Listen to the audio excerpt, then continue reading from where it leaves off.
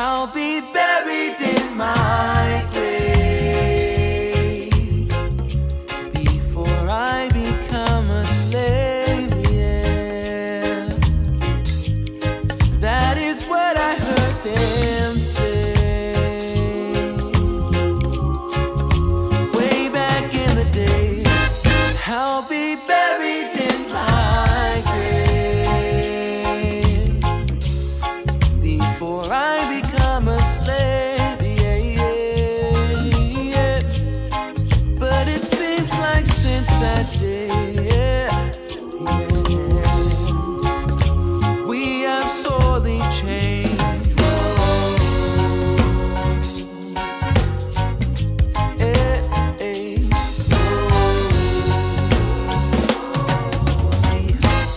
I'll be buried in my grave before I become a slave, yeah, yeah. That is what I heard them say, yeah. Way back in the day. I'll be buried in my grave, yeah, before I become a slave, yeah, yeah. But it seems like since that day, yeah, we have sorely changed. Whoa. Hey, hey.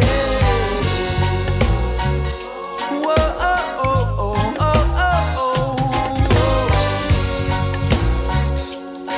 Whoa, oh, oh, oh, oh, oh. And now, live from beautiful Myrtle Beach, South Carolina, you're watching My Fellow Americans with your host, Spike Cohen. Yes! Yes, it's me! It's me! I'm here! I'm still alive and you're still alive. Keep clapping! Clap for the healing. Clap for the healing from coronavirus. How would we know that you wanted healing from coronavirus if you didn't keep clapping? Welcome to My Fellow Americans. I am literally Spike Cohen, and thank you for joining me in this hour-long exercise in self-quarantining and social distancing, which as an internet libertarian, I am familiar with both of those things. We've got a great show for you tonight. This is a Muddied Waters media production. Check us out on Facebook, on YouTube, on Instagram, Anchor.fm, Twitter, Periscope, iTunes, Google Play. Check us out on float.app at float.app/muddiedwatersmedia. Check us out everywhere. Go to all of these things individually and like us, follow us, whatever the maximum number of stars, give us that number of stars. On YouTube, hit the bell. I think there might be a bell on one of those other ones. Hit the bell. If you see a bell, hit the bell if applicable. And be sure to share this right now, this very second. The last thing I want is for you and your closest loved ones to be quarantined and not watching a roughly hour-long libertarian podcast on a Wednesday evening. Be sure to give the gift of Spike Cohen today. Kids love it. This episode, as always, is brought to you by the Libertarian Party Dad Bod calendar. It's only $12 shipped. Be sure to get the Libertarian Party Dad Bod calendar filled with all of your favorite sexy libertarian men. What better way to keep people at least 6 feet away from you in your home than to have pictures of sexy libertarian men hanging from all of your windows and various other areas in which they can look into your home. So libertariandadbod.com, $12 shipped. This episode is also brought to you by the Libertarian Party Waffle House Caucus, the fastest growing waffle-related caucus in the Libertarian Party. And also be sure, we have buttons now. We have Libertarian Party Waffle House Caucus buttons now. I know, what a time to be alive, right, folks? So if you want some of those, be sure to inbox me or Muddy Waters, and I will give you the information on how to order those. It's only $2 for the small button, which is like an 1.25 inches wide, and then $5 for the 2 2/4 inch wide. All proceeds will go to Libertarian Party ballot access, the ballot access drive. And then this episode is brought to you by the Vermin Supreme Spike Cohen Vice President and President and Vice President 2020 campaign. Be sure to check us out at verminsupreme2020.com. taking over the Libertarian Party, and then the United States of America, and then the world. If you want a pony and you want cheesy bread, go to verminsupreme2020.com and find out more about how to have that today in our time. And then this episode, of course, is brought to you by Chris Reynolds, personal injury attorney, Chris Reynolds, attorney at law. If you're in the Florida area, especially in Tampa Bay, and you're looking to get you have a personal injury and need an attorney for that personal injury, be sure to check out Chris Reynolds. Google Chris Reynolds. He's on Facebook. He is on the internet. I think it's chrisreynoldslaw.com. But check him out. Personal injury attorney Chris Reynolds, attorney at law, an absolute gem of a human being. If I ever had a personal injury in Florida, this would be my man right here. Chris Reynolds. Be sure to check him out. The intro and outro music to this and every episode. Let me put Chris down over here. Intro and outro music to this and every episode of My Fellow Americans comes from the amazing and talented Mr. Joe Davi. That's Jodavi. Check him out on Facebook, SoundCloud. Go to his Bandcamp, jodavimusic.bandcamp.com. Buy his entire discography. It's like $25. It's all terrific, terrific music. If you like that intro, and you have to listen to the end, you'll love the outro too. If you like that music, $25, every single song the man's ever done, you'll absolutely love it. I'd like to thank Kroger for the delicious purified drinking water that I drink on this and most episodes of My Fellow Americans. I have several hundred of these right now. Bulubanaka. That is delicious Kroger purified drinking water. Brought to you by the Kroger Company. Shout out to Tehran Turks' mom as always, guys. Folks, we have a fantastic episode for you tonight. We have a literal scientist as our guest. Not just a science-adjacent person such as myself, but an actual scientist as our guest. And we're going to get into all the science stuff that is bound to kill every single last one of us. But first, we continue our ongoing My Fellow Americans Libertarian Party platform plank explanation segment, where we devote some time in each episode to go over at least one plank in the Libertarian Party platform, explain what it means, and why we even believe this. This is brought to you, of course, by My Fellow Americans and the Vermin Spike 2020 campaign, verminsupreme2020.com. Now, tonight, we are going to explain plank 1.6. We left off on plank 1.5, abortion, which was just, what a great episode that was, huh, guys? Everyone had a real fun time talking about abortion. Just a lot of minds changed and people coming together. This one should prove to be even less divisive. Divisive? Anyway, tonight we're going to explain plank 1.6, which is parental rights. All of the planks from section 1 are related to self-ownership, but this one says parental rights. Parents or other guardians have the right to raise their children according to their own standards and beliefs, provided that the rights of children to be free from abuse and neglect are also protected. Now, that sounds pretty good, but what exactly does that mean? Well, as we know, as we've talked about, libertarian beliefs are related to self-ownership, the belief that we own ourselves. Because we own ourselves, we own our bodies. Because we own our bodies, we own our labor, we own our lives, and we own our bodies, we own our labor, and because we own our labor, we own our property. Now, children aren't really necessarily something that you own. They're a separate human being that you create. But as an adult who is in charge of the care of that child, you have the right to decide the way in which that you raise that child, with the understanding, of course, that that child is also an individual human being who has its own, his or her own rights, or I don't want to gender anyone, has the child's own rights, not implying anything. They have their own rights and they have their own level of autonomy. So you can't hurt them, you can't abuse them, you can't neglect them. But provided that you are meeting their needs and not, abusing them in some way, then you have the right to raise them according to the values and beliefs that you have. We should not have a state-imposed or societally imposed top-down standard for how children should be raised. And we see, again, we talk a lot about what happens not just in theory, but in practice. When we give government power, they often use it in very abusive, inequitable, and harmful ways. And we've all heard so many stories about Children Protective Services and Department of Social Services in the various states taking people's children with little to no evidence, and the parents having to fight to get their kids back. There was a recent story, and I wish I could remember where exactly it was, but where a family one of the parents smoked marijuana. And so they took the child, and they smoked it for medical reasons. And they took the child from them, and the child ended up being abused and killed by the foster parents. That's a perfect example of, it's an extreme example, but it's a perfect example of why we believe that the state should stay out of it. If there is to be a government, the only thing it should be doing is making sure that there is not direct neglect or abuse happening. If it's just someone living in a way that some of us might not approve of, that's no one's business. So long as the child's needs are being met, and they're not being, including the need to not be neglected or abused, then it's really no one else's business. So that's what that means. There are many different, we can spend literally an entire episode, and I'm sure we will one day, in terms of, libertarians like to argue about everything, and including this, what constitutes abuse, what constitutes neglect, and many other really sticky things that I have absolutely zero interest in talking about right now. But overall, we agree that provided that you are not neglecting or abusing them, that you should be able to raise them in the way you see fit. So that is this week's episode segment of the Libertarian Party Platform Plank Explanation segment. Thank you, and you're welcome. Now let's get right to it. My guest tonight, as I said, is a literal scientist. He is a graduate of Georgia Southern University and the youngest ever graduate of Mercer University School of Medicine's Biomedical Sciences program. This is impressive stuff, folks.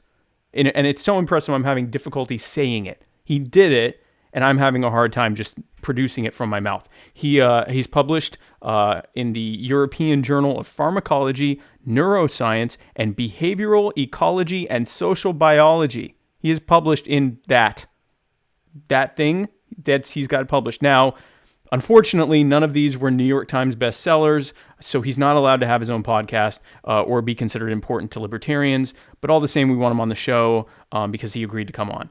So my fellow Americans, please welcome to the show the beautiful and brilliant Mr. Jordan Logue. Jordan, thank you so much for coming on the show. Thank you for having me. While you were giving that intro, I actually looked up Chris Reynolds. I do have his website in front of me. If anyone coughs on you in the Tampa area, please call this man. You may have a claim. That's perfect. Yes. If anyone coughs or sneezes on you, this man right here, Chris Reynolds, I don't know how that, this doesn't really help.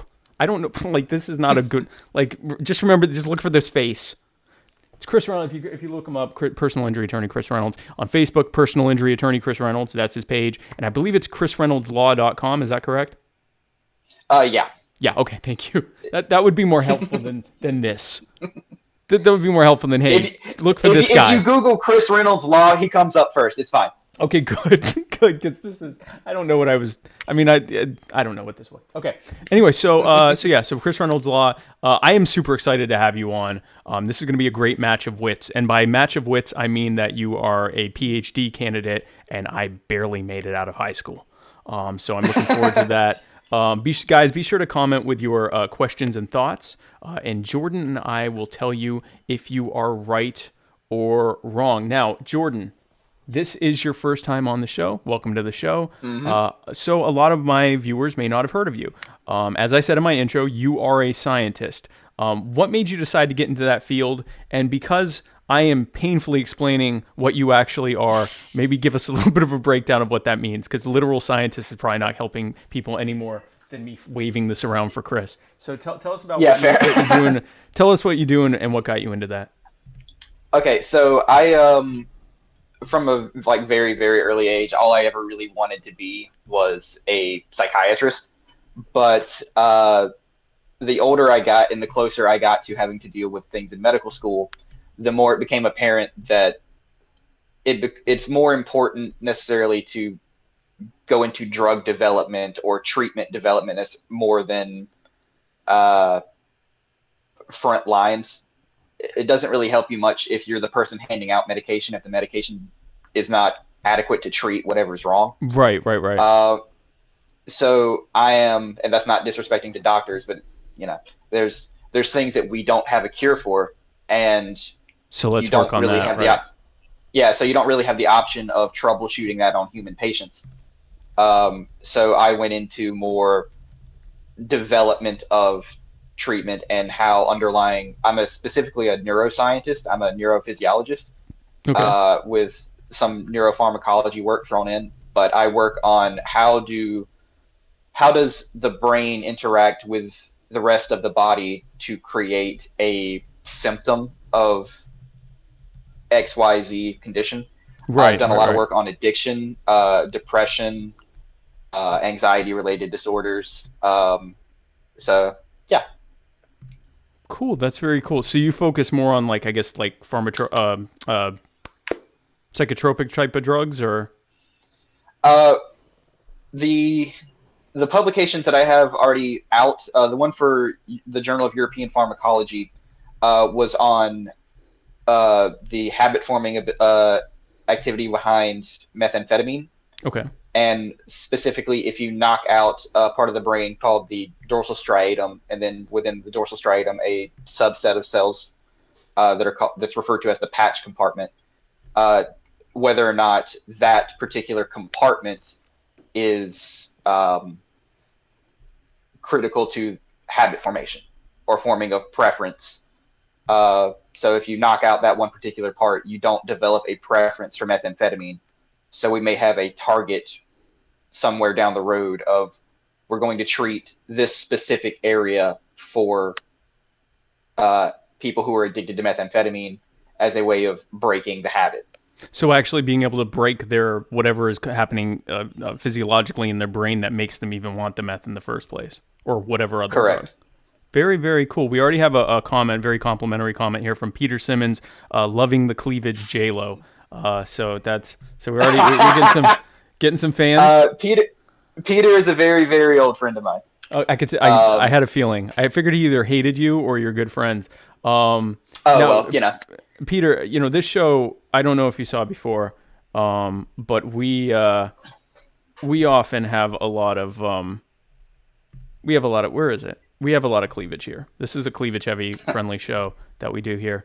So there we go. Yeah, there we go. So okay, cool. So and in honor of John Hudak and all of our previous appearances on podcasts, I've just kind of I'm wearing the thing. Yeah, I'm wearing a tank top underneath this. I'm wearing the tank top, but I do have the rolled up sleeves on the lab coat because I'm not gonna cut the sleeves off a lab coat. But like, no. I'm John. I'm here for you, buddy. I got you.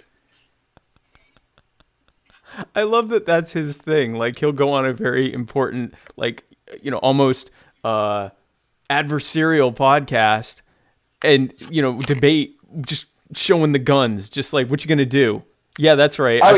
I called you a fake libertarian, and what? He does that 100% of the time. I swear to God, when he finishes law school, he's gonna go to court still wearing the same tank top. That is so funny. And he will fight the DA to get his client off. I love it. He would like physically fight him. He'll do like chop the a plank in front of them and be like, "You're next."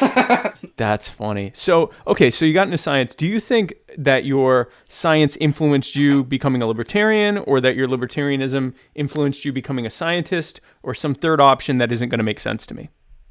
I don't think it had anything to do with.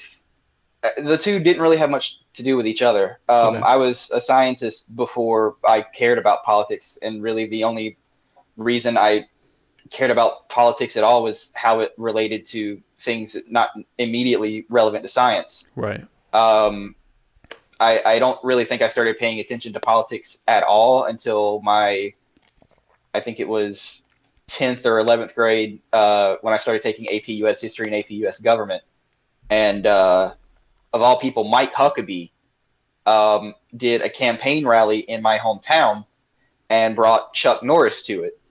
And I still don't care at all about Mike Huckabee, but I was 15, right, and I was already nursing my crippling addiction to memes. And I was like, Chuck Norris is here? Okay. And then that was during like the peak of the Chuck Norris memes, right? Right. So I went to that for no other reason than to get my picture taken with Chuck Norris, which I got done.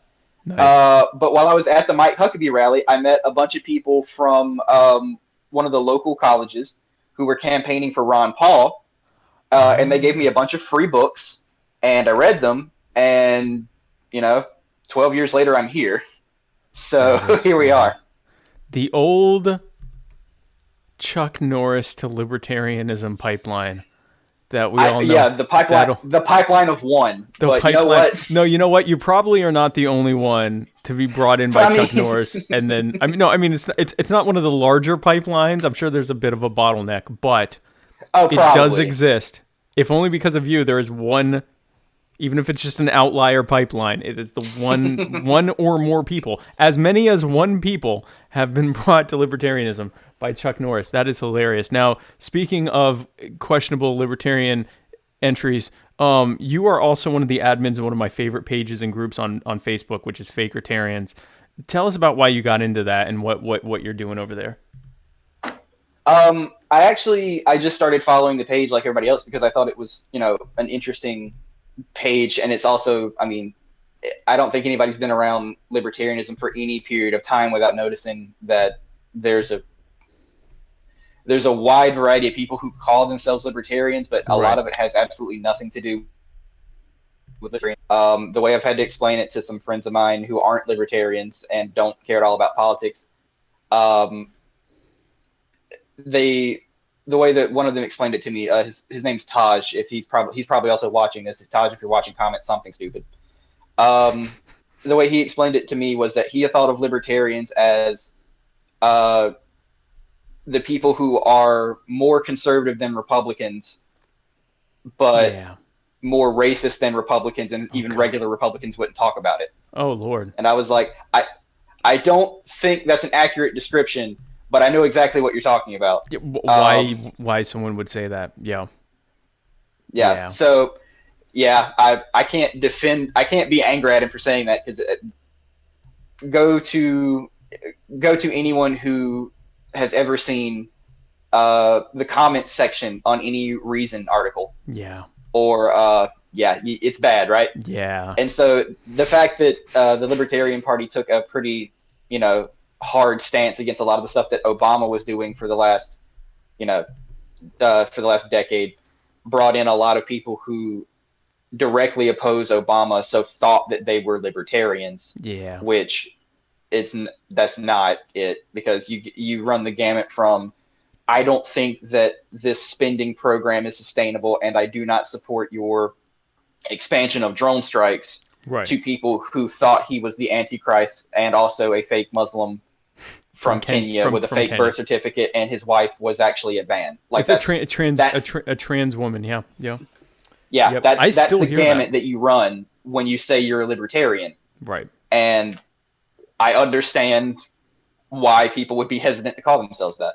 I would also understand that. And I say that as someone who, I didn't quite come in that way, but initially I was still, I was a bordertarian for, my first bit of time being friendly with the Libertarian Party, and I was still that very much that, the Republicans are way better than the Democrats, the Republicans suck too, but, they're still way better than the Democrat. And it took me a while to really actually, because people would say, well, what is libertarianism? And I'd start saying what I believed. And they'd say, yeah, but what is that what libertarianism is founded on? And I'm like, yeah. And then finally I actually did some reading, and I'm like, oh no, uh-oh. And and that really helped, because then I thought, okay, well, do I believe this? And I really delved into it, and I thought, I do believe this, and I now have some interesting changes in my position in a relatively short period of time. So it's very interesting to see how people get there. So all right, let's get into this whole COVID thing, because that's what everyone is asking about. We decided last night on the Muddy Waters of Freedom to have a COVID-free show for St. Patrick's Day, where we still ended up talking about it. We just kept calling it the thing we don't talk about. And it was just to have a break. But the reality is, this is a very, important thing, and we need to talk about it. Now, Jordan, as we both know, COVID-19, the novel coronavirus, is literally less dangerous than H1N1, and no one even knew or cared about that ever, because Barack Obama was president, and this whole thing is just a giant hoax to make Donald Trump look bad. Tell us why that is with science. Go. God, you sound like my entire family. Okay, so obviously that's nonsense. COVID-19 is extremely serious. Right. Explain to us why it's serious. Because despite what Ron Paul says about it, it does actually have a much higher rate of fatality than the regular flu. Right. And because we in the United States lack a way of testing for it currently. Right. The virus has a very long incubation period before you become symptomatic, and it's very contagious. So you could, also within that, you have a set number of people where if you are healthy, you will never, even if you're carrying the virus, you will not be symptomatic. So even with being asymptomatic, you can still transmit this virus. And Right. within a set period of time, you can transmit that virus to enough people where one of them will have some kind of problem or will be able to transmit it to somebody else Someone who has else the who same will. kind of Right. problem where they have a weakened immune system or an autoimmune disorder, or maybe they have a young child, or maybe they have an elderly relative that they come in contact with a lot, where you're going to pass this on to everyone around you if you're not careful about it. And within passing around to everyone around you, one of them will get it, and it will actually be serious enough for them to be hospitalized, and then you go from there. But it's not anything to play with. Right. And this is not an extinction level event situation. Like we're humanity No, is no, no, going to no, no. survive this. This isn't like even in the movie Contagion, I think the fatality rate there was 20%. So and again, even that was most people were going to survive, but when you think of 20% of people dying and quite a few of them getting really sick, Right. it was like a challenge, that 10 years later the world was still reeling from it. This is not going to be that, but at least in the short term there's going to be a big problem. Now, there's been a lot of misconception. Well, right. Go ahead.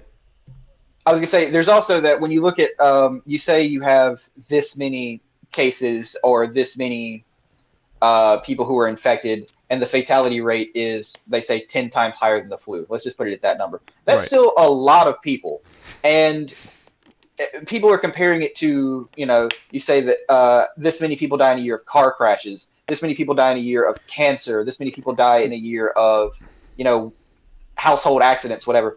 Right. But those are usually like things that are not, if they are preventable, like there's ways that you can prevent cancer, but you're never going to get all of them. You're never going to be able to prevent 100% of household accidents. You can't transmit cancer to somebody else. Right. Driving safely will prevent most auto accidents, but at the same time, you're never going to bring it down to zero. Right. But this is a case of, we have the ability to prevent it, and it would be irresponsible not to take some measure in order to prevent it. Right. And we also have a situation, so there's been a lot of talk about the fatality rate being only 2% or only 3%. And so you'll hear people say, well, let's just all get it at once and get it over with, and then that way it'll be fine. Now, you can explain this better than... I believe Thanos had a similar theory, just had different numbers on it. Just snap your fingers and the 2% is gone. But here's the problem with that. And you can explain this better than me. So in South Korea, the fatality rate seems to be around 0.6%, making it about 6 times deadlier than the flu. Still deadlier than the flu, but ultimately fairly manageable. Whereas right now in Italy, I'm hearing numbers as high as almost 10%. So it's more than 15 times worse than in South Korea, and more than 100 times worse, or roughly 100 times worse than the flu.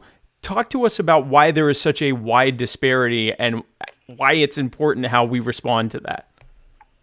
Well, it's all in preparation for containment. Right.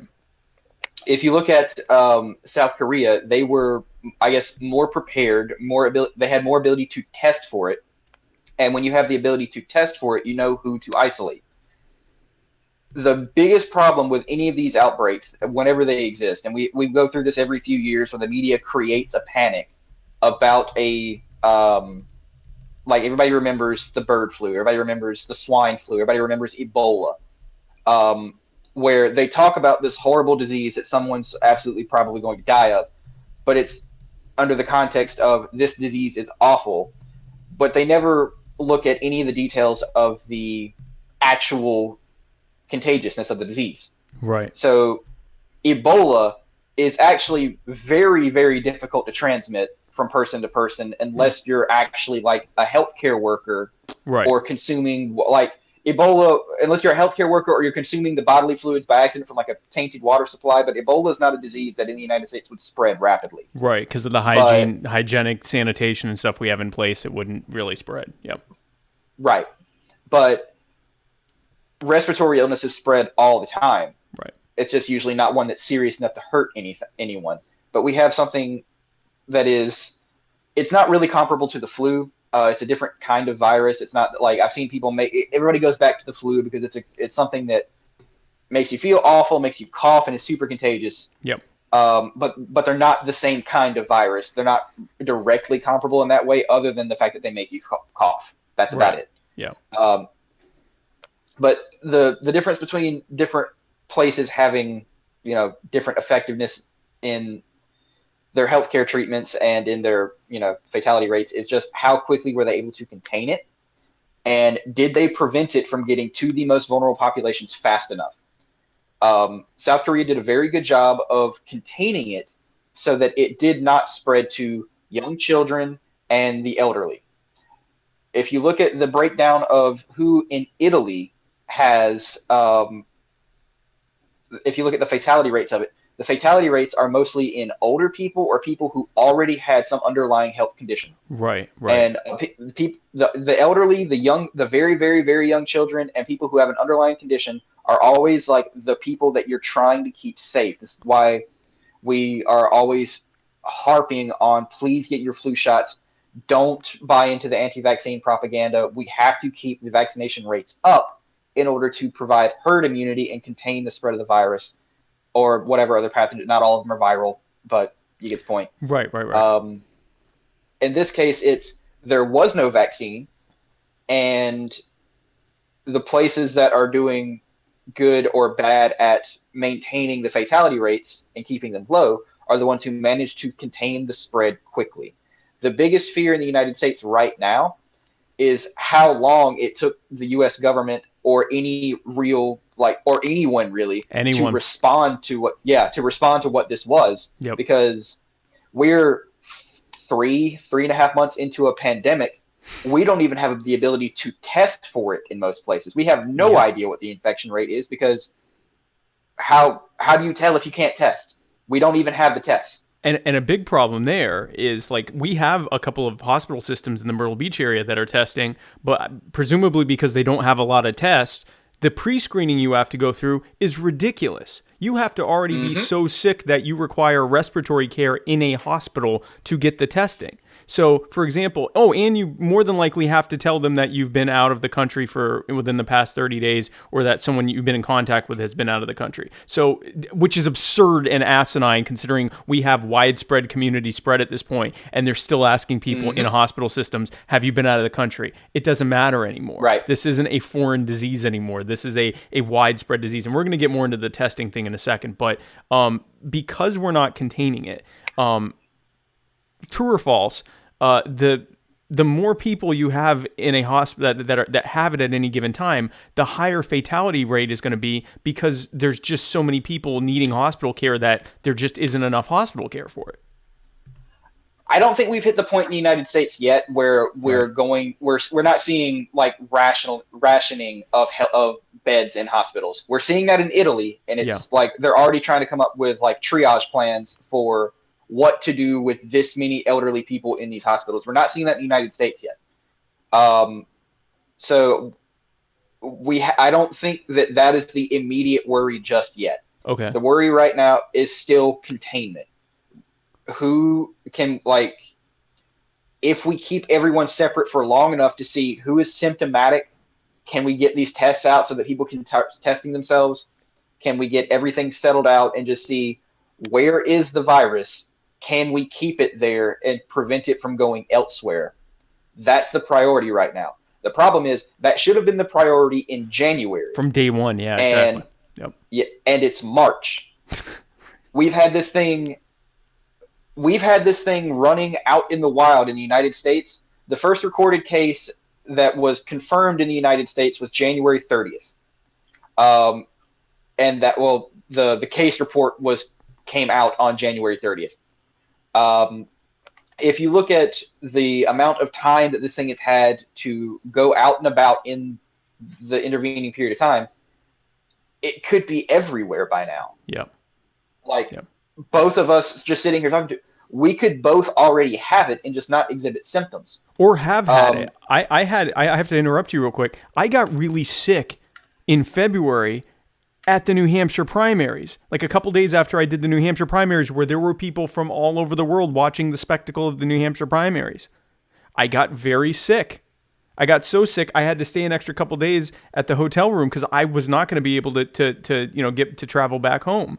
When I went to a doctor's office, and this is in Boston, where they already had or just outside of Boston, where they already had there was one of the first like 5 or 6 confirmed cases in the U.S. So I went to the doctor. I tested negative for the flu. They said, it sounds like something worse than a cold. We're going to put you on Tamiflu anyway. And I said, well, is it possible this is coronavirus? And they said, it's absolutely possible. We have no way of testing. So we're going to simply tell you to do all the things that we would recommend that you do.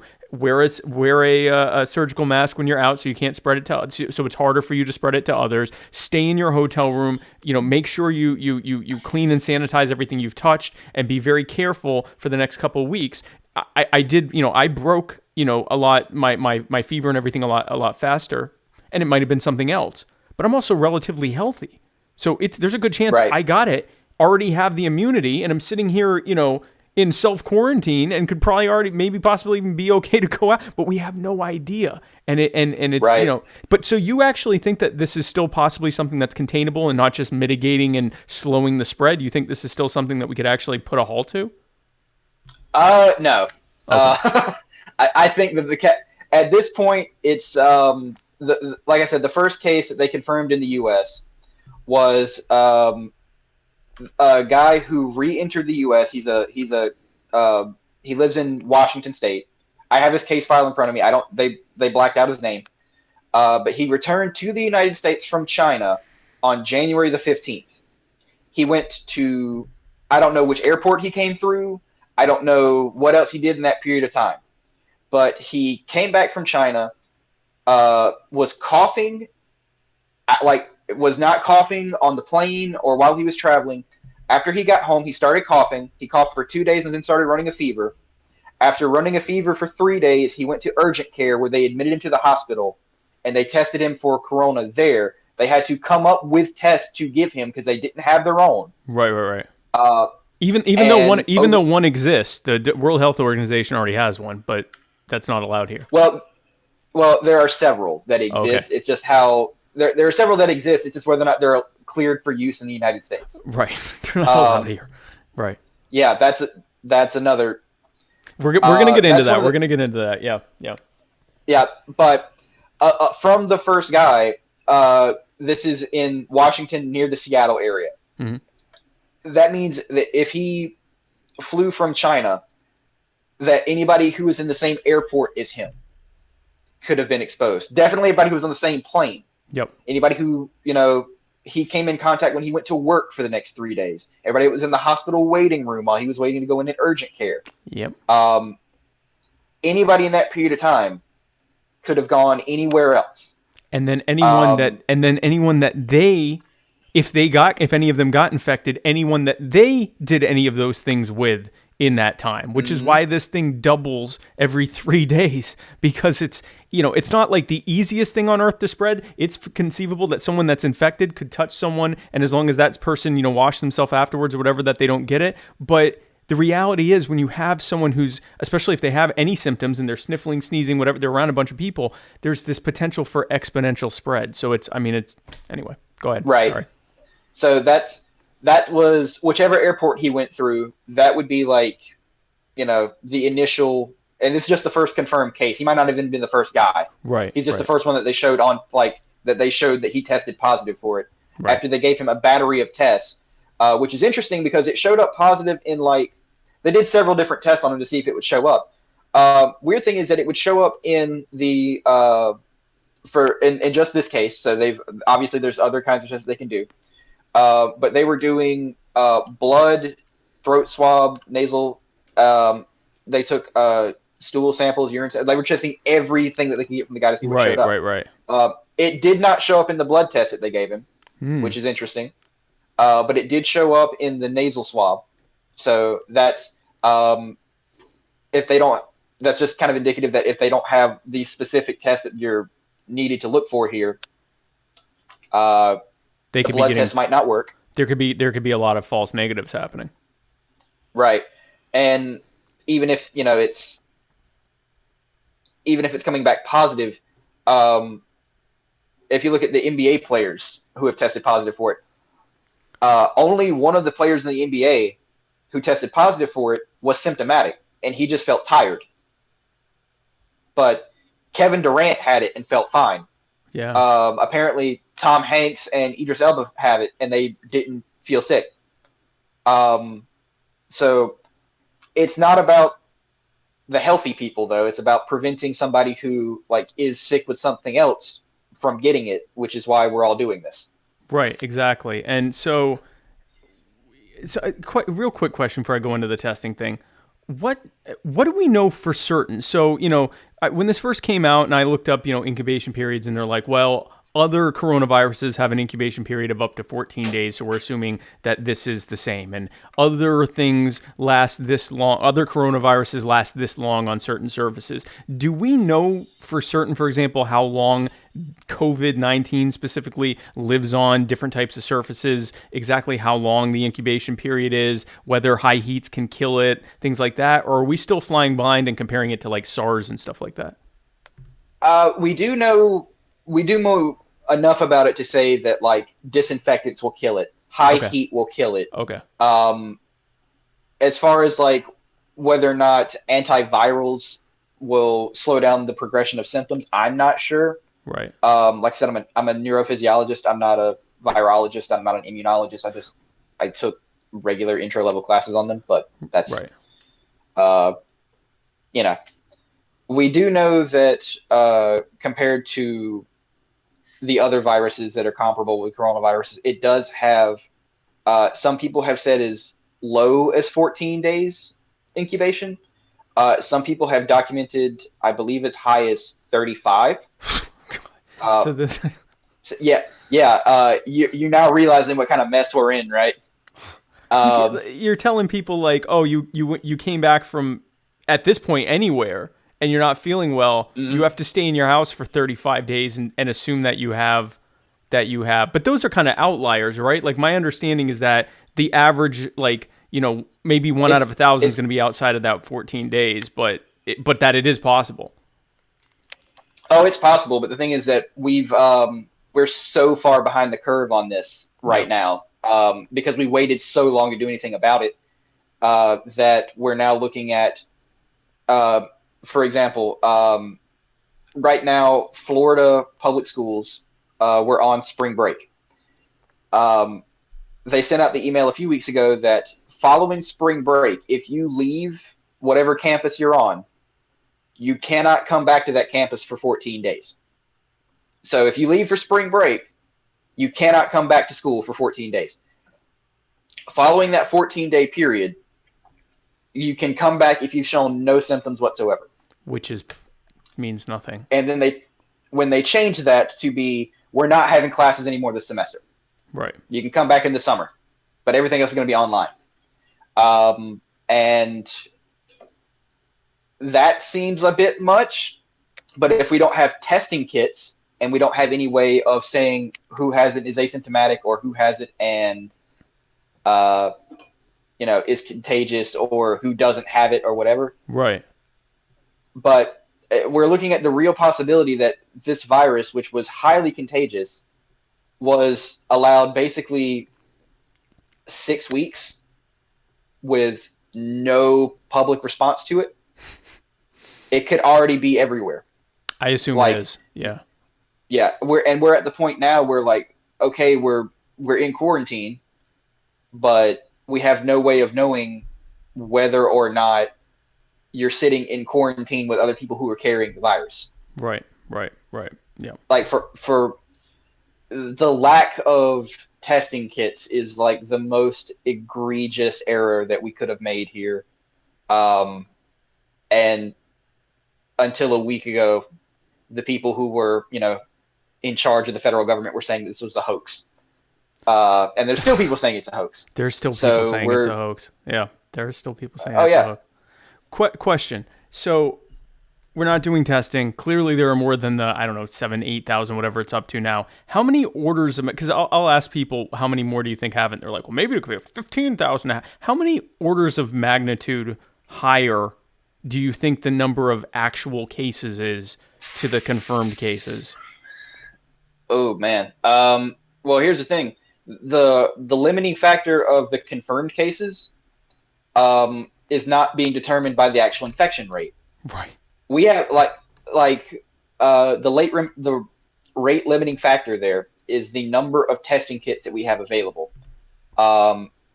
For all we know, at this point, the virus could be at higher than 50% infection in the United States. It could also be at only like 5%. Are you saying 50% of the population? Right, yeah. But that's the thing. It could be as low as 1% or as high as 50. We have no idea.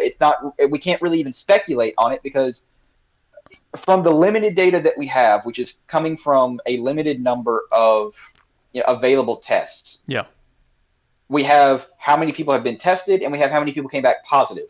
Right. But the sample size for that is so small compared to the population in the United States and only in specific areas. Like, for instance, if you live in Milledgeville, Georgia, Macon, Georgia, or Warner Robins, Georgia, you have to travel to Atlanta to get tested.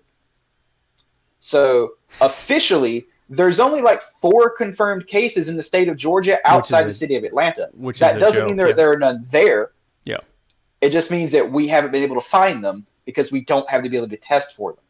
So then you agree with me that we're looking at anywhere from 3 to 5 orders of magnitude higher. Well, not 5, because that'd be 800 million. We're talking maybe 3 or 4 orders of magnitude higher than the number of confirmed cases. Like it's just beyond anything anywhere near what we're being told. Right. I don't want to put a number on it. Okay. Because based on the available data, it's not really wise to speculate like how many people would test positive for it because you're basing it on a lot of what if. Okay. And so I don't want to say anything that's going to come back and be like, oh, he gave us this and this number. My problem isn't necessarily that I have like complaints about the way that the math is done. My problem is that we don't have enough data to make accurate projections to say about what the we don't have enough information to say what the infection rate is in the United States right now because we can't test for it. Right. And my biggest, like the most egregious thing that I've ever seen with this is just the lack of testing. Yep. Because there's no excuse for how long it took them to clear the tests for this virus. Yep.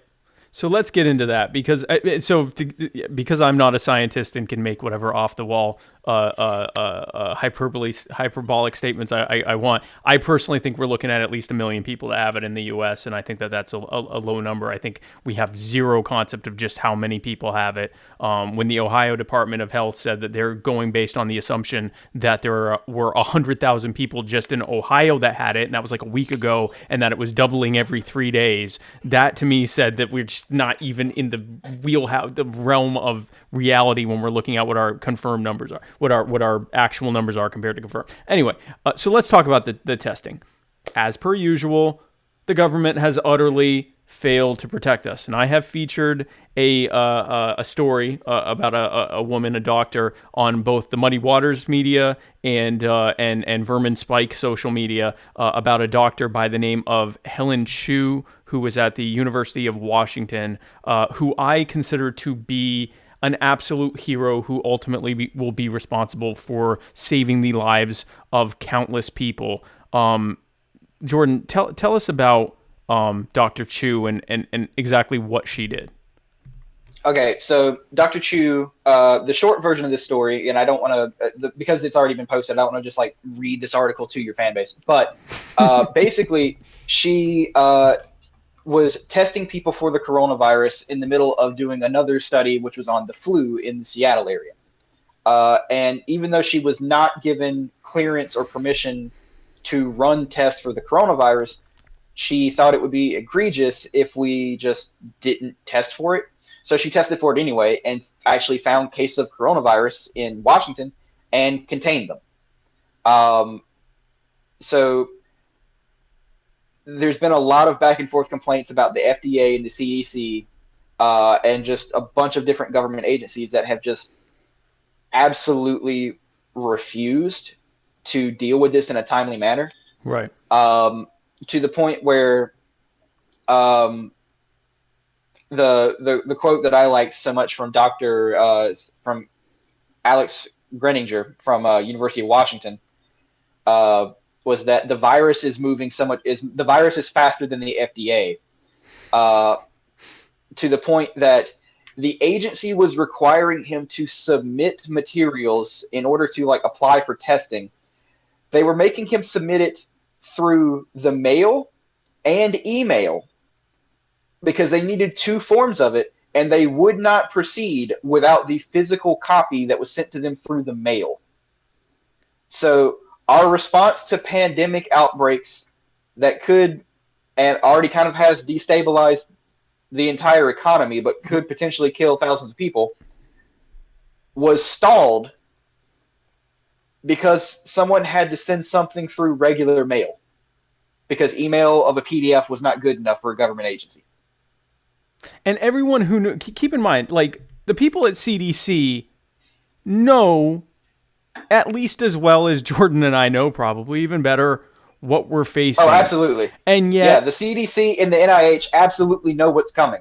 The CDC and the NIH are as much as people inherently want to mistrust the government, so do I. But the CDC and the NIH are not. The scientific aspect of it is not operated by government drones. They're operated by scientists. Yeah. And you can say whatever you want about scientists that are, they're subject to political inclinations and biases like everybody else. Of course. But they document their work. Mm-hmm. If you want to go in and see if there is a bias, you can look in their paperwork and find it. You can no one's ever accused DNA of having a political leaning. You just have people who don't understand what DNA is trying to make XYZ claim about it that is not correct. Right. If they're saying that the coronavirus has, this infective rate, has, this protein coat particle, or has this RNA sequence, or whatever you want to say about it, they're not making that up. Right, of course. Because you can look it up. And no one ever does. And then yet knowing intimately what it is we're facing and how dangerous this is and how fast moving it is, they still had to operate within these confines of how they would approve things because that's how it was written on a sheet of paper, and they're just doing their jobs. So there was more than likely no nefarious intent here. It's actually something worse. It's just that's how it was written up to do. It's not even incompetence. It's like some kind of Kafka-esque nightmare where it's like, yeah, I know this thing is coming that, is going to kill millions or hundreds of thousands of us if we don't move on it now. But it says to here, you got to send it in the mail, and it'll take 3 to 5, business days for us to respond once we get it. That's how it was written up. So Helen Chu, to put it in somewhat layman's terms here, Helen Chu basically, for lack of a better word, illegally was testing people. And so, it's not, and when I say illegally, she wasn't, on the lam and saying, catch me if you can, coppers. It's just she didn't have any authorization to do so. And so she did it anyway because her Hippocratic Oath required her to do it. And so she did it. And it was because of her and the actions of people like her that we even knew anyone had it here. And it was that actually, correct me if I'm wrong, that actually put pressure on the government to change their policy to start allowing companies to begin at least producing tests. Is that correct? It's partially correct. I don't know all of the companies that have been attempting to produce the tests. Right. If I tried to give you a number on how many companies are attempting to manufacture tests right now, I would be making up a number. I don't know. Okay. There's so many different pharmaceutical companies and different biotech companies that have the ability to make the kind of test that would exist for this, but how many of them are currently doing so, I'm not sure. Right. But they change. I would say that her saying publicly that the disease is already here, we found it, we've contained it, but we've got to do something now because it's already here.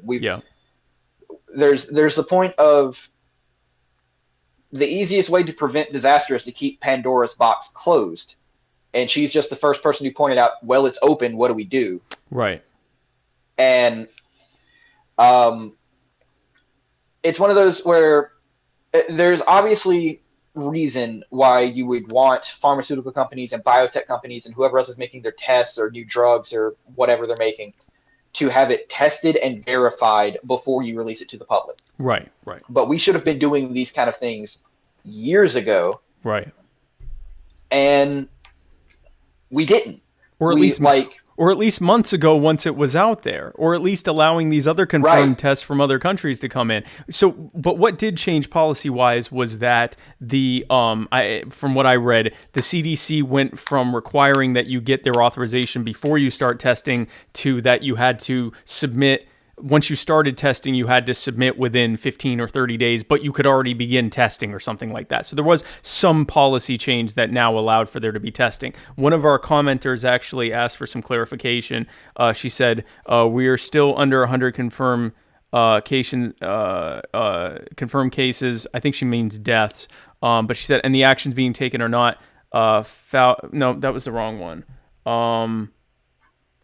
We'll talk about that in a second. She said, so we have positive results popping up everywhere for tests, approved or not. Tests are out there. Can you clarify that some more? Because there would be confusion and inaccurate to say tests are not available when they are, and many more released and being shipped right now. But the problem is that the number being shipped isn't even remotely close to what's needed. Is that correct? Correct. The number being shipped and the number that would have been needed weeks ago was far too low. So we needed to have all the amount of focus that's being shifted toward testing right now should have been done 6 weeks ago. When they confirmed that they had a case in Washington in January the 15th, by January 30th, there should have been this level of testing effort. Maybe not quarantines, but testing, because you have confirmation of this virus on U.S. soil going through at least one airport. I don't know, because he's in Seattle. I don't know if he changed it to LAX or whatever, but in at least one airport, you had a patient with this virus that was contagious who did not show symptoms until after he had gone home and gone to work for a few days. It's this period of time later, we are still working with a critically low number of tests that are available. And from the numbers that we have from the tests that are available, it's not enough to make concrete projections about what the infection rate is in the United States. That's the biggest thing for it right now, is that we don't even know who has it. And if we had figured out earlier in the process who has it, where have they been, how long has it been incubated, everything else, then it wouldn't be necessary to quarantine. It wouldn't be necessary to go through this much trouble. If we had tested like a few people in the Seattle area the day after he was admitted to the hospital, and said that day, everybody who, has been in an airport or has, had contact with people who were traveling to the United States from China or whatever, go get tested right now, we wouldn't be in this mess. But if I remember correctly, there was a story where in Oklahoma, they tested the entire staff of the Oklahoma City Thunder, and that was all of the tests that they had in the state of Oklahoma for that time period. So they tested a basketball team and the people who travel with them, and that was all that they tested in that state for that day.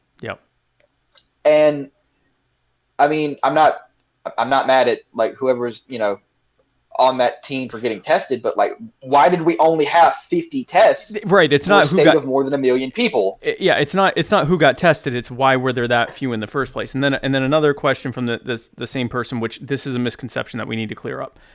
Said we are still under 100. She said cases, but I think she means death. Confirmed deaths, and the actions being taken are not fast enough. Yet thousands died with past pandemics, and zero was done. The economy went on, and nothing shut down. Why is that? Explain. That's not true. Thank you. The simple way of explaining that is that this used to be. I mean, if you look at, let's say, the Spanish flu, or anything else, or any other past pandemic that had a mortality rate that was above like the regular, like the annual flu that we have now. There was regular economic setback associated with losing this many people every year. With the fact that you're losing this many children out of elementary schools every year that are not economic. Oh, they didn't shut down, name a business that's currently shut down. They didn't shut it down when we had the Spanish flu, or they didn't shut it down when we had polio, or they didn't shut it down when we had whatever else. The economy went on as normal, and a lot of people died. It's just that we don't look back on those pandemics as, oh, this caused the Great Depression. It's like, no, people were just accustomed to, high infant mortality rates or high childhood mortality rates, a lower life expectancy, and a lower standard of living overall. It wasn't that there was this giant setbacks that never happened before. It was a people who were used to losing 1 out of every 5 children that was born. So, if another 1 out of 5 children died after that, they were more adjusted to that. We're not used to that level of death and mayhem as just a regular thing. Also, something I need to add to this, if you look at a 2% death rate, which in Italy is much higher because of the strain that they have on their hospital system, if 2% of Americans died, that's almost 7 million people. If 10% of them died, that's 32 million people. 12,000 people died of H1N1. Around 60,000 people die of the flu. We are talking not just several times, but adding extra. When we say orders of magnitude, that's how many zeros you add to the end. We're talking several more zeros added to the end of the sheer number of people dying. And that's before you factor in, if 20% of Americans require emergency respiratory care in a hospital, when maybe 1 out of 10,000 could get it at the same time without putting a strain on the system. This gives you an idea of the kind of apocalyptic scenario that, people are trying to avoid, which the government imposed upon us. But the idea that this is some kind of overreaction is the exact opposite. We are underreacting to what this is. Well, we underreacted already. Right. I don't know that. For instance, they're saying that we may be on under this kind of quarantine for 18 months. That is an overreaction. It is entirely too early to speculate about something that's going to last 18 months based on this. Right. Yeah. I've seen that number thrown around. That is a nonsense number. If we're still doing this in 18 months, that is ridiculous, and that's a different kind of failure. Of course. The underreaction that we had is not what we're doing now. It's what we did in January. We underreacted horribly in January. We underreacted horribly for the entire month of February and for basically the first half of March, because until about the time that the NBA shut down and Donald Trump was in the room with the vice president of Brazil who popped positive for it, this was fake. Right. This was a Democratic hoax to tank the stock market and had absolutely nothing to do with Donald Trump yelling at the Federal Reserve for 5 years, not knowing what inflation is and telling them to drop interest rates. But our government agencies are essentially headed by a guy who took out a Sharpie to adjust the projections of a hurricane because he mentioned the state. Because he made a typo in a tweet. That's who's in charge of whether or not our country can test for pandemics. All right. At a time it's the same guy who in 2018. By the way, this is kind of going back a little bit, but it goes back to like the overall issue here. In 2018, the head of the CDC resigned. Her name was Brenda Fitzgerald. She was the director of the CDC. She resigned because she had been hiding the fact that she purchased stock in tobacco companies. But that's the kind of like political influence that our government has into our healthcare system. So she was the head of the CDC and was invested in tobacco companies. Correct. Yeah.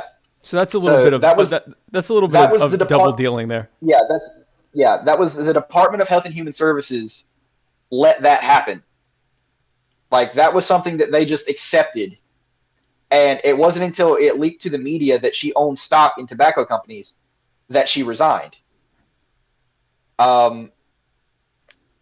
Like that's our political influence into medicine in the United States. Yep, and which is why, as libertarians, we believe that removing the political influence on healthcare, the best way to do that is to have it as a market action as opposed to, have it as an apolitical action based on supply and demand as opposed to based on what a politician wants to try to get reelected on in what is unfortunately an election year, because that couldn't possibly make it even more partisan and terrible. So something we're gonna bring up. So because of that failure and continued failure, we now have widespread bans on gatherings of as few as 10 people in some states, as sort of, an overcorrection to the fact that we have no clue who was infected. So you can argue that it isn't even an overcorrection, but it's a major correction, major move in the opposite direction from who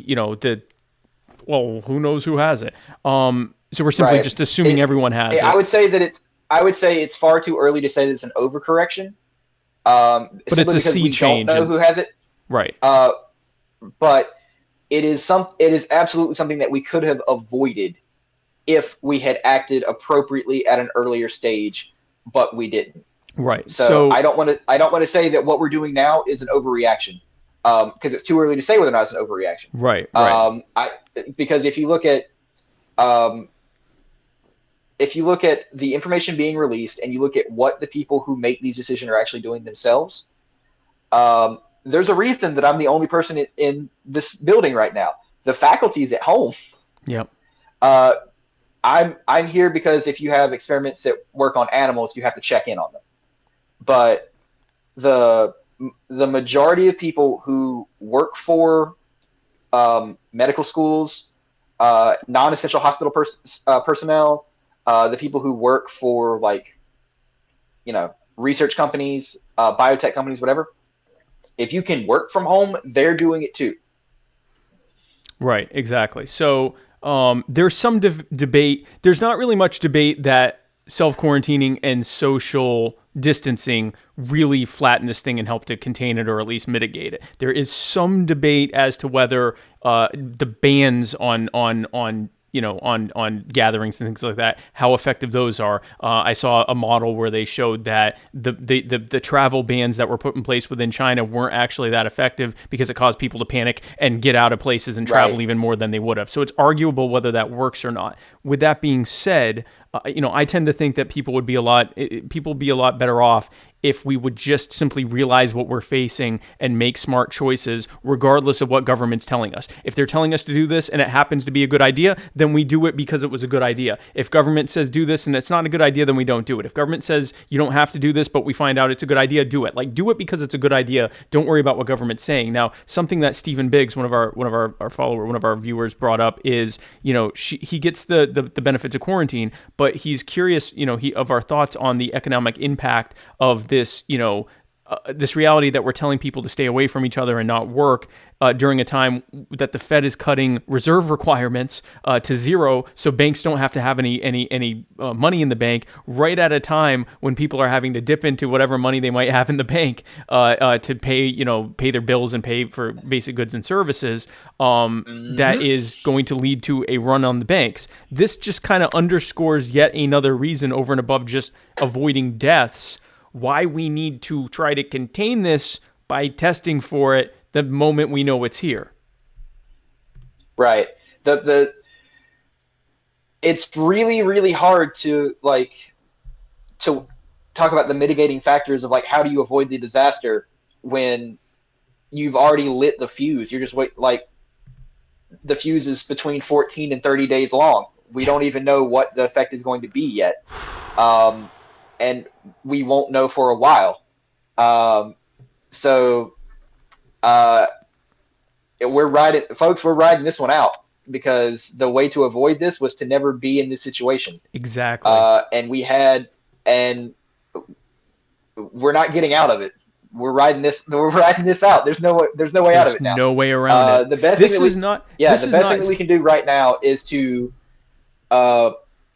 encourage whoever is producing these tests to do so effectively and quickly and distribute them rapidly and go from there. But companies, until very recently, weren't even allowed to distribute the tests. And it's actually from the same New York Times article that you posted earlier with Dr. Chu. With Dr. Chu, right. Yeah. So this is just an excerpt from that article. New tests typically require validation, running the tests on known positive samples from a patient or a copy of the virus genome. The FDA's process calls for 5. Obtaining such samples have been hard because most hospital labs have not seen the coronavirus at time of publication. So they didn't even have the ability. They had to have 5 different positive tests before ever seeing the virus in order to validate the test. Couldn't we have done that in a lab like 6 months ago? Like, didn't we have samples of this virus frozen in a freezer somewhere? Because coronavirus is not new. It's the strain of it that came out this year that's spreading new, right? So quickly.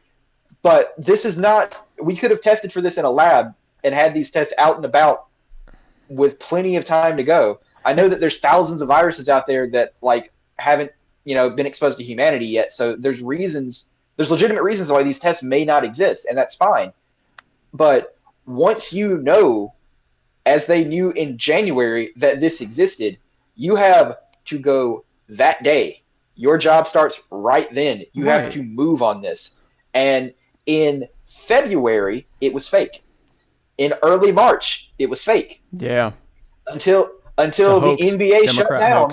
Yep. And billion-dollar industry started saying, of course, the private sector responds faster. Of course. But the NBA, independent of the government, said, this is fake. We're not doing, this is real. This is not fake. This is a real thing. This is not a democratic hoax. Yeah. Yeah. And this is a danger to our employees and our customers for us to continue operating in this manner. We're shutting down. Yep. And it wasn't until after the NBA did that and after Major League Baseball did that and a few other sports started doing that, and then the government took notice. Yeah. It shouldn't take Adam Silver to convince the CDC to act. Right. Right.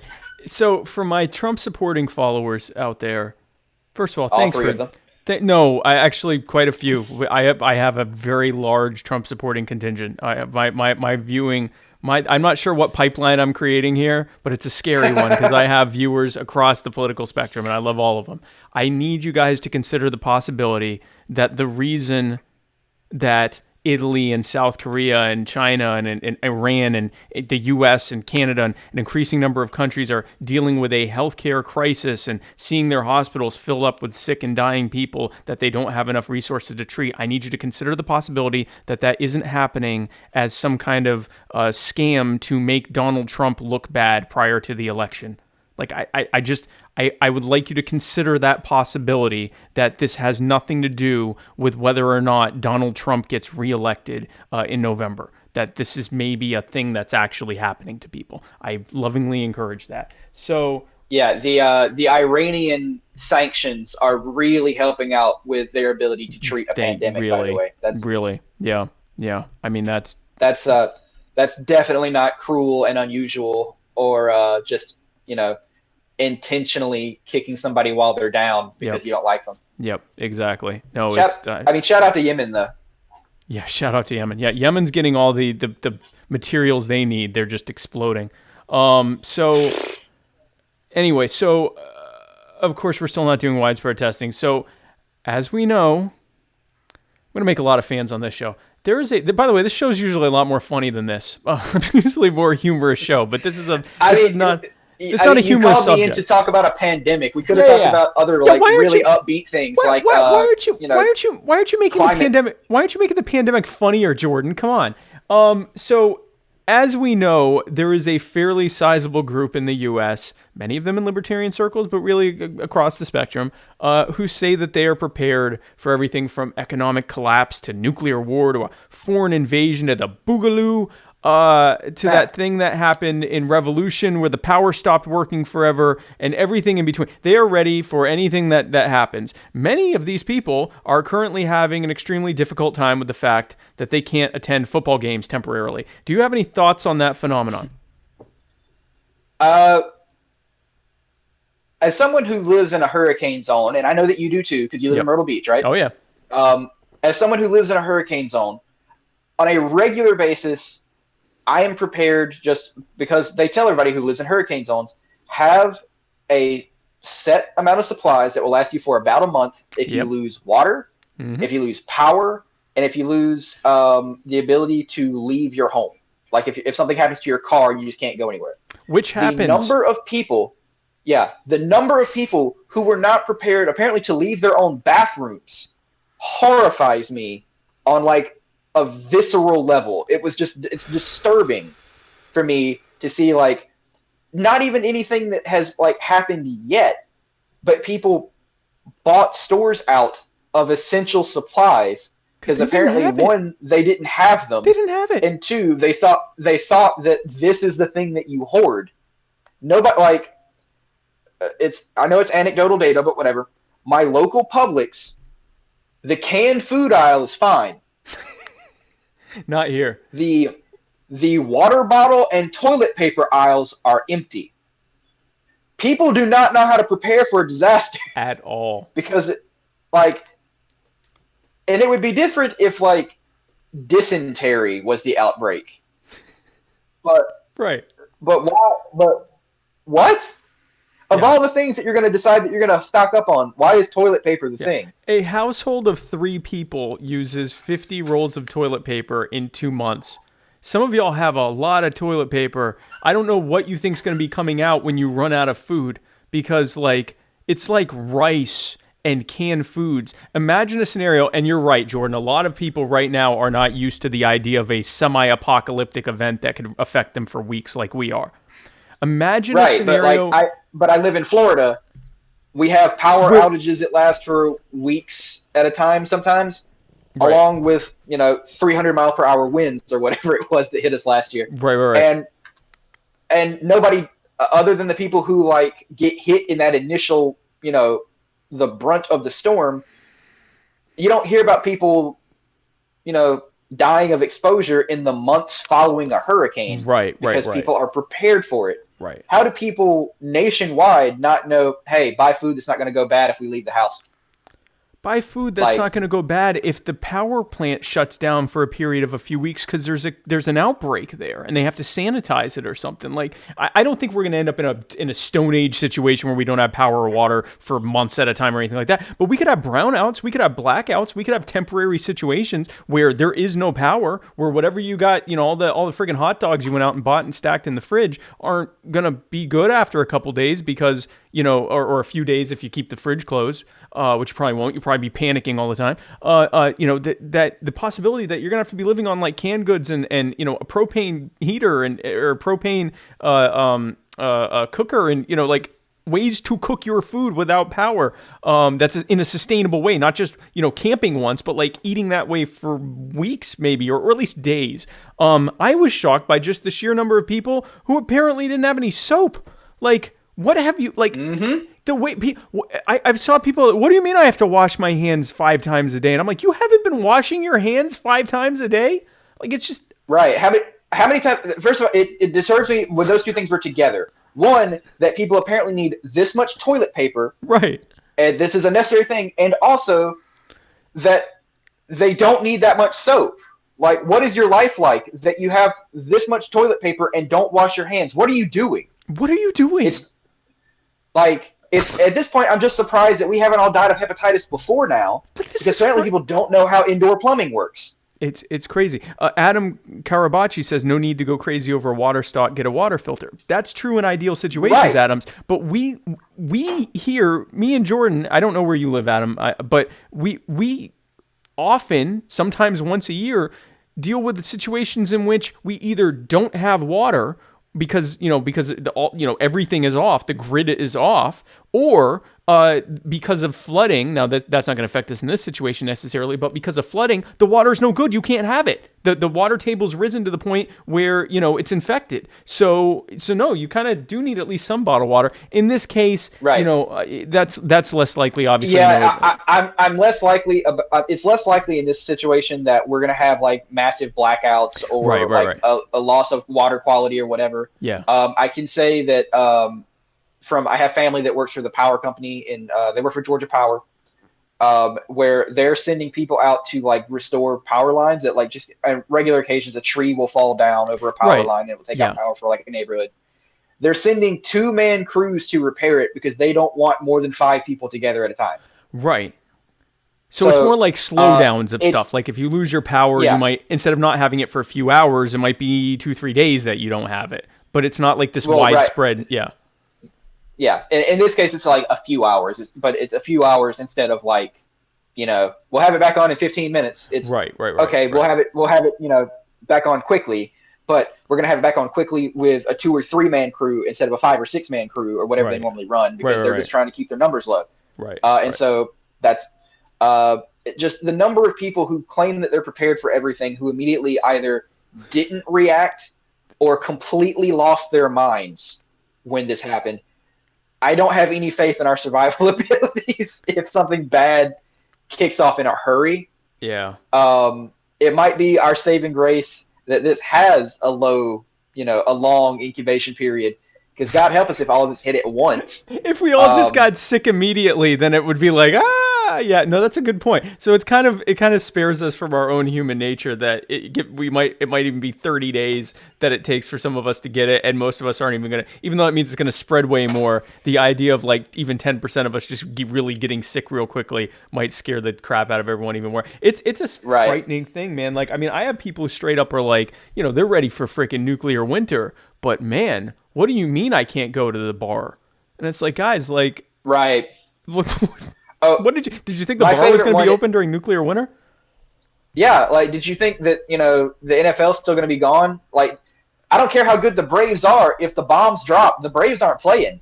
Like, this is not, like, Florida State was a top 5 team. Right. We won the ACC, and they're not even having the tournament, and people are so angry about that, and we're just kind of sitting in a medical school going like, what are you doing? We're trying. Why is this your problem right now?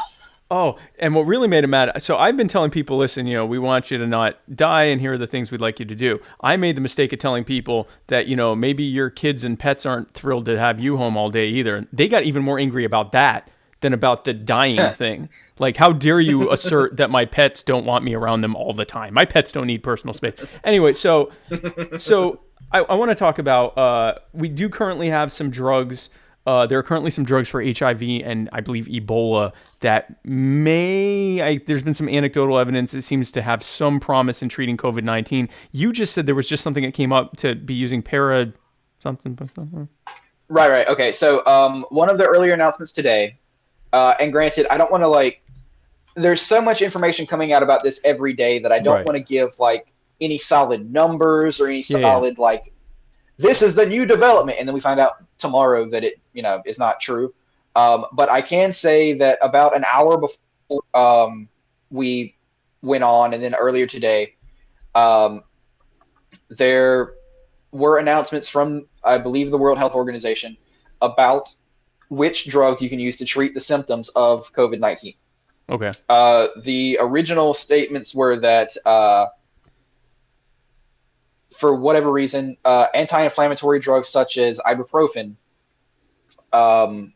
were not recommended because the nature of the anti-inflammatory drugs could aggravate the infection. Oh. And they were recommending acetaminophen instead of ibuprofen, but telling people to be very careful with the use of acetaminophen because if you take too much of it, it can cause liver problems and other related things. The problem is that anything that gets posted on the internet now is just a media source reposting a government agency which is supposedly citing some scientist who's some releasing study an official report. that came out. Right. So then, so they're saying stay away from NSAIDs and focus on acetaminophen, even though usually they tell you to alternate between them to avoid too much damage to a specific organ, because one works through one organ and one filters through the other. So I know when I had the flu, they said alternate between Tylenol, which is acetaminophen, and ibuprofen, which is ibuprofen. Right. So what is the other one? You were saying para something, but that's still symptomology. That's still symptomatic treatment. That's not actually treating the Right. See, that's the thing. There's back and forth sources saying whether or not to use ibuprofen. Right. Depending on, like I'm looking at, I've just got my laptop open in front of me. Channel4.com, which is from the UK, I believe. Right. Yeah. BBC4, yeah. Yeah. So this is saying that the release came from France, which was the original source saying not to use ibuprofen. But the BBC Channel 4 is saying that we've seen lurid fake messages circulating about the supposed dangers of people with coronavirus symptoms taking anti-inflammatory drugs like ibuprofen. These scare stories are not true, and doctors say that there are good reasons to prefer acetaminophen to ibuprofen. The latest NHS advice says that there is no strong evidence that ibuprofen worsens the symptoms of COVID-19, but recommend that people take acetaminophen. Paracetamol, which is another word for it's Advil, until more is known. So paracetamol is just another word for acetaminophen. Yeah. It's okay. The brands are Tylenol, MatPap, Feverol, Telefenol, Farbetatol, Advil. It's just the different brands of this over-the-counter pain reliever, which you might be taking to treat symptoms of coronavirus. There's every time something comes out about what possible thing should be done. Yeah. There's immediately a conflicting media story saying that either this is a hoax or that this is true, and then the media stories just argue over each other. So, and meanwhile, people are taking this stuff as gospel, running to the store and buying all of the acetaminophen on the shelf like an idiot. Right. And this is saying that it came from a news story from France, which was contradicted by the NHS in Great Britain, and came to the US, and people are arguing over whether or not this source or this source is correct about whether or not to take ibuprofen for the symptoms of coronavirus, keeping in mind that you could have a cough and a headache without being positive for the coronavirus, because it's also allergy season. It's allergy season and it's flu and cold season. I've been having stuffy throat and stuff, and I keep checking myself for fever and have none, so I'm pretty sure it's just like a sinus thing or whatever. And I went to the doctor and she said, yeah, there's no redness. You're not sick. You're just dealing with 80% of people are walking around. It's yellow outside. We're in the deep south. Right. It's freaking yellow outside. Yeah. The first day of the supposed social isolation quarantines, I walked outside and my car was green. You're gonna cough if you're outside. There's that much pollen in the air. Of course people are coughing and have runny noses and watery eyes or whatever else. It's because there's other things it could be. And so people are there's always the freak out of this is a disease. This is what other people think the disease is. There's usually some discrepancy between those two things. Right. And then there's what people do in a knee-jerk reaction to thinking that they have the disease. Correct. Which is buy everything that they might possibly ever need, regardless of whether or not they're going to need it. They don't really ever know what they need. And buy all of it. Buy all of it on the shelf. Yeah. Not just so I went out and got some extra acetaminophen and extra ibuprofen. I got 180 or 204, whatever the big thing. I got 2 of those. That should cover us for a couple months if we all got sick. I saw people clearing the shelves. I'm like, what the fuck? You have 20 people living at home? You think this is going to last a decade? What are you preparing for? And why is there no rice in your cart, sir? What are you going to trade this for rice with other people in this new barter society when our economic system collapses? What precisely are you doing here? So there are some treatments that have come out that might potentially actually reduce the intensity, sort of like a Tamiflu for COVID. So there's a HIV drug and an Ebola drug. It's way too early to know if those are effective, but with right to try laws and other countries that don't even have such a thing, you can just use it. We're going to find out soon enough if those work. We also potentially have a vaccine or many vaccines that are being worked on that could be ready for wide distribution within the next year to 18 months. Here's my question. I am not an anti-vaxxer. I don't care. I'm probably already mildly on the spectrum anyway. So if this helped push me over I'm not worried about that. Seriously. But with that said, how confident are you in having basically every non-infected person on Earth injected with a vaccine that would have basically just been fresh out of clinical trials? Do these kinds of vaccines typically have like a safe enough safety profile that we're confident in giving almost everyone on Earth a shot of something that we don't have 20 years of studies to show if it's safe or not? Well, it depends on what kind of whether or not it's going to be. I don't know what kind of viruses or whether or not they're using like a live virus or attenuated virus or dead Right. virus, or whether or not they're using viral coat proteins. I don't know if COVID-19. I don't know the mutation rate. So, for instance, the flu. The flu, Right. we have the same basic formula that comes out every year, Yep. and they've just changed the strains of the flu that they're vaccinating for in that strain or in that shot. Mhm. They take the top 3 or 4, whichever the most common strains that they think, based on projections of the previous year, put that in the vaccine, and that's the vaccine that goes out for distribution. And then the effectiveness rate based on immunizing people to those strains varies year to year. It's obviously not 100% effective because the vaccine is based on 3 strains, and there's so many strains of the flu that you can't get them all. Right. Right. With the coronavirus, I don't think we know the mutation rate yet. I don't think we know. If somebody knows, I don't. I'm not going to speculate on something. Okay. I'm not going to give you an answer that I don't know for sure. I'm not going to have this I'm not going to. But if it's the only thing that they're changing is from previous vaccines is like the viral coat protein that is Right. within the vaccine that is being sent out, then the same ingredients would, in theory, be used to treat that. The same flu shot that comes out, I say the same, a different flu shot comes out every year with the same materials, the same ingredients, the same set list of stuff that's in it every year with a different strain that is targeted by that vaccine. Barring severe autoimmune cases or giving the vaccine to a person who's already immunocompromised, things like that, we've never seen, other than like you could have a contaminated batch sometimes, but I mean, the vaccines are not going to be the problem here. The problem presented mostly is that we don't have that vaccine yet. We Right. don't know the efficacy of the vaccine. So even if we have one that produced that it's safe, we don't know the success rate of it. Right. We don't know how fast this particular strain of COVID-19 is going to, or we don't know how fast this particular vaccine is going to have to be updated. Right. So we have to update the flu every year. Or how long the if- immunity would be, because that's another Right. question. Like, right. Because we also have to have, for certain vaccines, we have to have, every decade we have to have a booster, Right. or we have to have, a series of shots like we have to do for some of the hepatitis vaccines or the MMRs or whatever. My biggest concern with the vaccines is not even that there won't be one that will be developed that will be effective and safe and whatever else, because we'll get that. We will eventually. I don't know how many trials it's going to take. I don't know which company is going to do it, but we'll get one. The thing that scared me the most about the vaccines is that the United States government tried to go to companies and ask for exclusive Yes. rights to vaccines.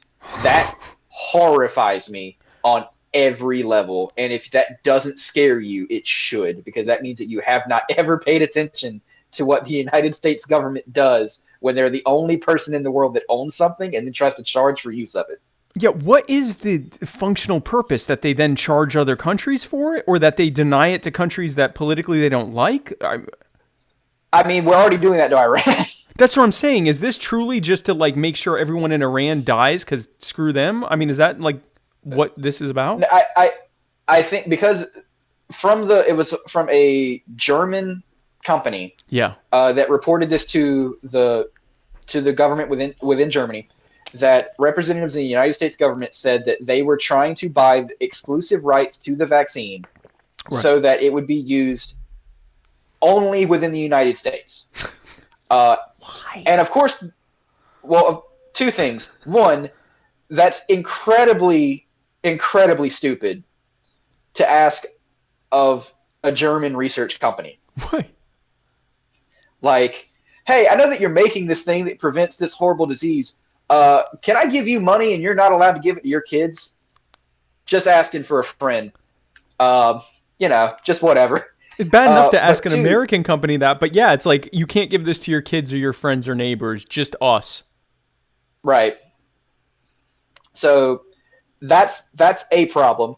But also the idea that somebody within the United States government, and I don't know who gave the order for that, but it sounds familiar. Yeah. It doesn't sound but- like something that came from, like, for example, a like rationally thinking adult who sees any real functional purpose to the U.S. having exclusive use of a drug whose purpose is to create herd immunity so it doesn't just endlessly spread around the world.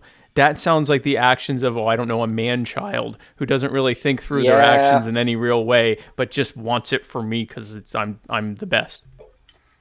Well, it sounds like this is pure speculation. Of course. But if I were constantly talking about how good I was at trade deals, and I had something that prevents mass casualties, Yeah. and I wanted a negotiating chip, Oh. that might come up. That's just me speculating. But like you said, the idea of who would actually participate in this idea that you give them a certain amount of money and their kids are still susceptible to it. Like, it's a real level of chutzpah to even suggest that kind of a trade. Right. It's. I'm not saying the person who had this plan was smart, but I'm not either. That's. Yeah. Okay, so then you're not willing to because I said I'd be lying if I said the idea of injecting everyone who hadn't gotten sick with something that hasn't been around a while didn't scare me a little. You're not. That's not something that concerns you in terms of safety. These things are usually pretty safe in terms of side effects and stuff. It's more just how effective it's going to be in the first place. Right. Basically, anyone who, and they ask you this when you get a flu shot, or they should. There are known risks to taking vaccines, which is why certain people can't get them. They tell people with autoimmune disorders. They tell people kids who are too young to receive them, people who are undergoing other medical treatments. Right. I have friends with type 1 diabetes, multiple sclerosis, Sjogren's syndrome, fibromyalgia, things like that. Right. Can't have these vaccines because you can't give someone who's already got basically overclocked immune system something that's going to ramp up their immune system more. Right. So I have MS and I take a immunomodulator for it. They don't call it an immunosuppressant, even though it does mildly suppress my immune system, but not enough for them to call it one or whatever. But it does change the profile of my immune system, and as a result of that, they tell me not to get the live vaccine where you don't have to get an infection, you don't have to get injected, you take it through your nose or something, so it's a lot easier. They say if I'm going to get a flu shot, then get the actual shot because that's the dead vaccine, that there is some possibility that I could actually get the flu or have some kind of reaction to the live vaccine because of my situation, which is the reason why they try to do herd immunity for people like me. In the case of me specifically, I can take the flu shot, but there may be other ones I can't take. And for example, someone who's on chemotherapy where their immune system is can't take any of them. Yeah, can't take any of them because their immune system's shot. My immune system, I went to a Libertarian Party convention in Georgia and was one of the few people there that didn't get sick. Turns out it's because no one washes their hands but me, but that's a whole other subject. Apparently we've discovered that no one washes their hands. But regardless, my immune system was strong enough for me to be able to be around people and not get sick, even though they did. But someone on chemo, they can't do any of that. And they can't take any of these vaccines. So the whole point is, herd immunity, make sure that there's as many people that are immune to reduce the risk of them getting it from someone else. Right. And there's also, you're going to get, being anti-vaccine is not a partisan issue. It's not a left-right thing. They have different reasons for opposing it. But it's none of those reasons are scientifically based. Right. Like people, one of the things that they ask you if you're getting the flu shot, they ask you if you're allergic to eggs or chicken. It's because the flu shot is cultured in chicken eggs. Oh, really? So I can't get it then. I'm allergic to eggs. Have they never? Well, it depends on which strain or which company they're ordering the vaccine from. Some of them are cultured in chicken eggs. So the last few years that I've gotten the flu shot, one of the questions that they've asked me before giving me the shot was, "Are you allergic to eggs?" And that was one of the things that they told us in our immunology classes is that some of these vaccines are cultured in chicken eggs. Because you have to, they're using enzymes and just other different kinds of proteins from chicken or from the chicken eggs to make the proteins, which are consistent in the vaccines. Which explains how I got autism then. We still don't have a call for that one. But yeah, I'm less worried about the side effects of vaccination. They're very few. They're very minimal. Okay. There are occasionally people who, like, especially as young children, who don't know that they have an autoimmune disorder or don't know that they have, because who's going to test a 3-year-old or a 5-year-old for a relatively obscure autoimmune disorder before you give them their shots to go to kindergarten or pre-K? So if it's a 1 in 5,000 shot, you're not going to ask that. Most people don't even know to ask the question before they get their kids vaccines. Right. And it's going to be, even if it's 1 in 5,000, that's still far less risk than actually just letting them get COVID and get sick from that. So whatever it is, it's going to be. I was thinking about measles, but yes, basically that. Because we've had measles outbreaks recently. They just weren't like this widespread because there is a vaccine for measles and most people still take it. It's one of the interesting questions in the next few years is going to be like how this affects people's opinions of healthcare. Yeah. Because people are finally getting to see, like, this is what happens when you let this kind of virus go unchecked. Yep. It's going to be interesting to see whether or not it, inspires people to look into actual medical sources about vaccination and read them thoroughly, or whether or not it turns people more hardcore into all of this is a government conspiracy because we got quarantined for 3 months and I didn't even cough one time. Right. And it's going to be interesting to see those two things play out. Yeah. I mean, listen, honestly, the whole time you're talking, I'm just thinking this is the chemtrails talking, and I'm very sad. I'm very sad for you. I'm extremely sad for you. It's sad that at such a young age, you've already, your frogs are already gay, and there's nothing. Oh yeah, I'm making the fluoride face the entire time. You're making it. I'm sure. So like, so you were talking about the right, the fluoride face. So so the animals you have, those are all gay frogs, correct? No, those are just, I have gay frogs, but those are just a pet. The animals that I have here are actually just laboratory animals that we maintain for the sake of, continuing our regular work within medical research facilities. Right. So maintain as in convert to homosexuality. Well, most of them, yes.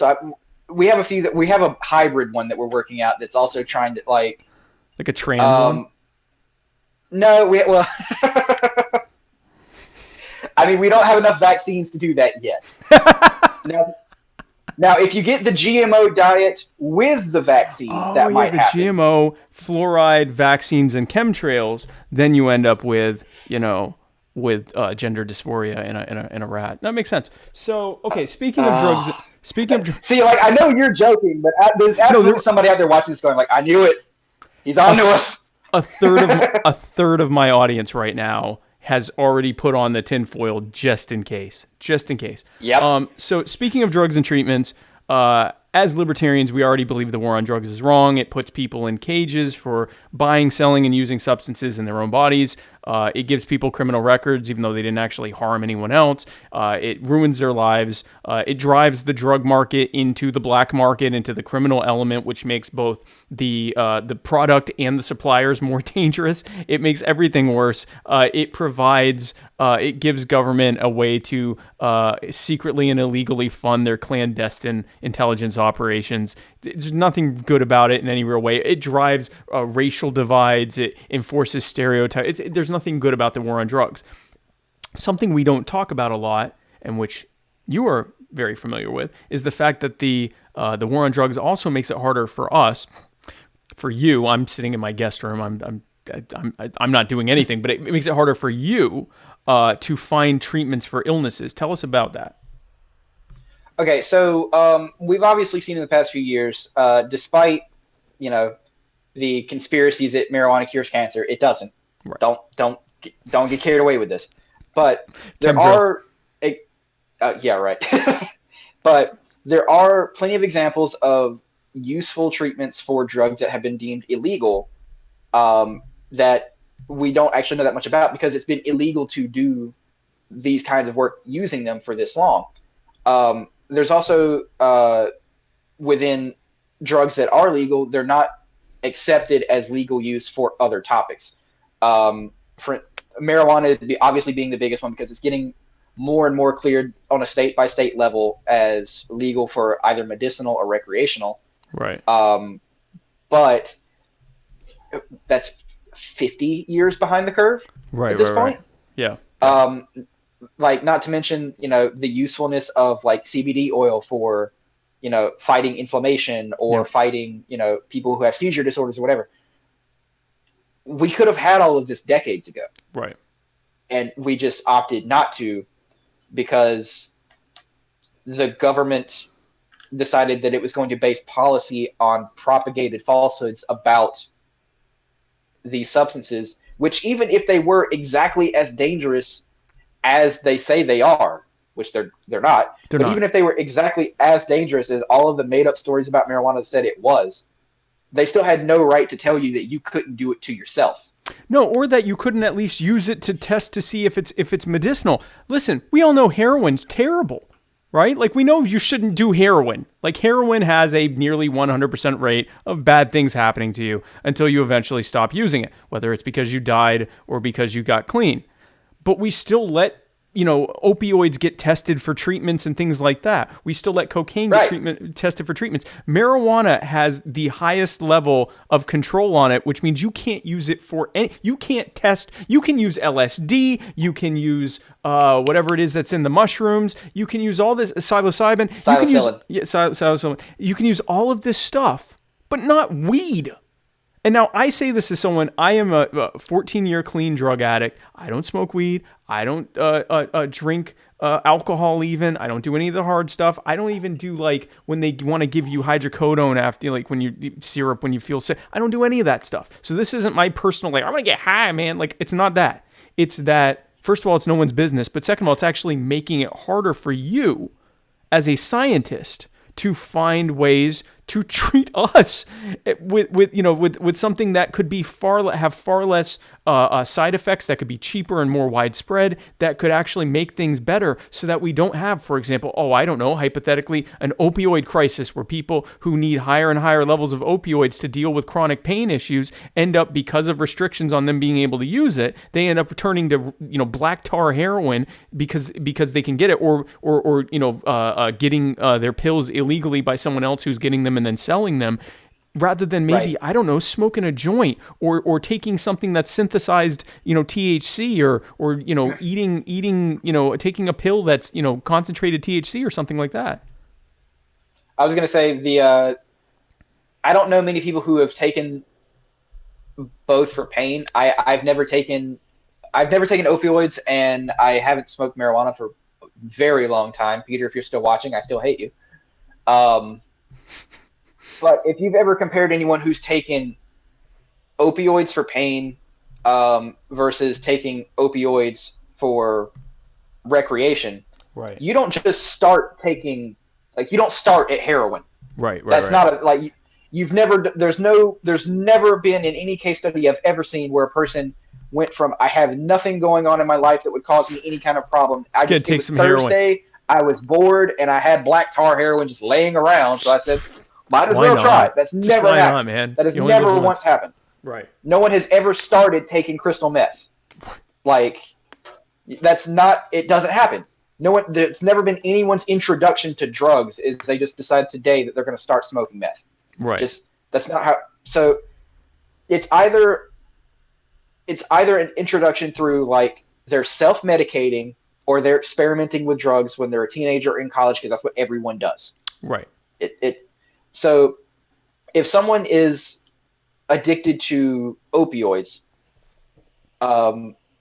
they either went down a series of other black market drugs that led them to either pills or heroin or whatever that they're getting illegally, or they had some kind of prescription for opioids that they lost control of, and they're now addicted to pills, and whether or not they can continue to get these pills is whether or not they turn to the black market or either go to rehab.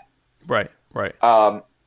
And there's a huge stigma in the United States and in most of the world about being addicted to a given substance or a given activity or whatever. And I understand why that exists because we stigmatize it so bad, but it does not make It sense doesn't help people. that we look down on addicts the way that we do. Yeah, it's Because terrible. we don't like, especially when they like, there's this massive issue with people admitting that they're an addict, because somehow admitting it makes it worse to some people. Yep. So it's one of those, we've caused this problem ourselves. But when you look at what did making it turn to the black market actually accomplish? Like, what did the war on drugs do effectively? It created a giant government boondoggle of the whole prison industrial complex. It created all sorts of ways for cronyists to make money by building prisons and building stuff for the ever militarizing police state that we live under. It basically did a bunch of horrible things. It gave Richard Nixon a way to instead of attack his opponents as hippies and black people, he got to attack them as cocaine and marijuana fiends and addicts, and throw them in prison and give them charges so that they couldn't engage in the political process. They couldn't vote, or I mean, a lot of them were in jail, so they couldn't do anything. But even once they were out, they couldn't vote. And that continued through the Reagan and Bush Senior and Bush Junior and Clinton and Clinton. It's continuing now. Yep. It's continuing now. We're just sitting here accepting it as if these misconceptions about the drugs themselves and the people who use them are based on reality when they're not. But you're also looking at whether or not the drugs themselves could be used in clinical settings as something useful. Yep. And we're not looking into, like, even if you're looking into it, like, so they say that MDMA is being used for treatment of PTSD, anxiety, and depression. Yep. So are psilocybin, which, mushrooms. There's people within the facility that I work for that test ketamine as a treatment for depression. Yep. No, I have a friend. I have a friend who gets ketamine infusions every however many weeks, and it changed her life. Mm-hmm. Like, she's okay now.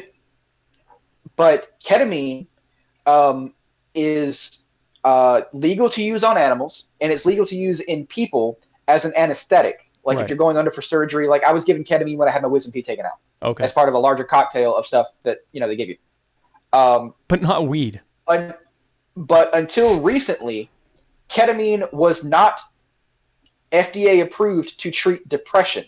It was already available for humans to take. You can go to a doctor and they can give you ketamine.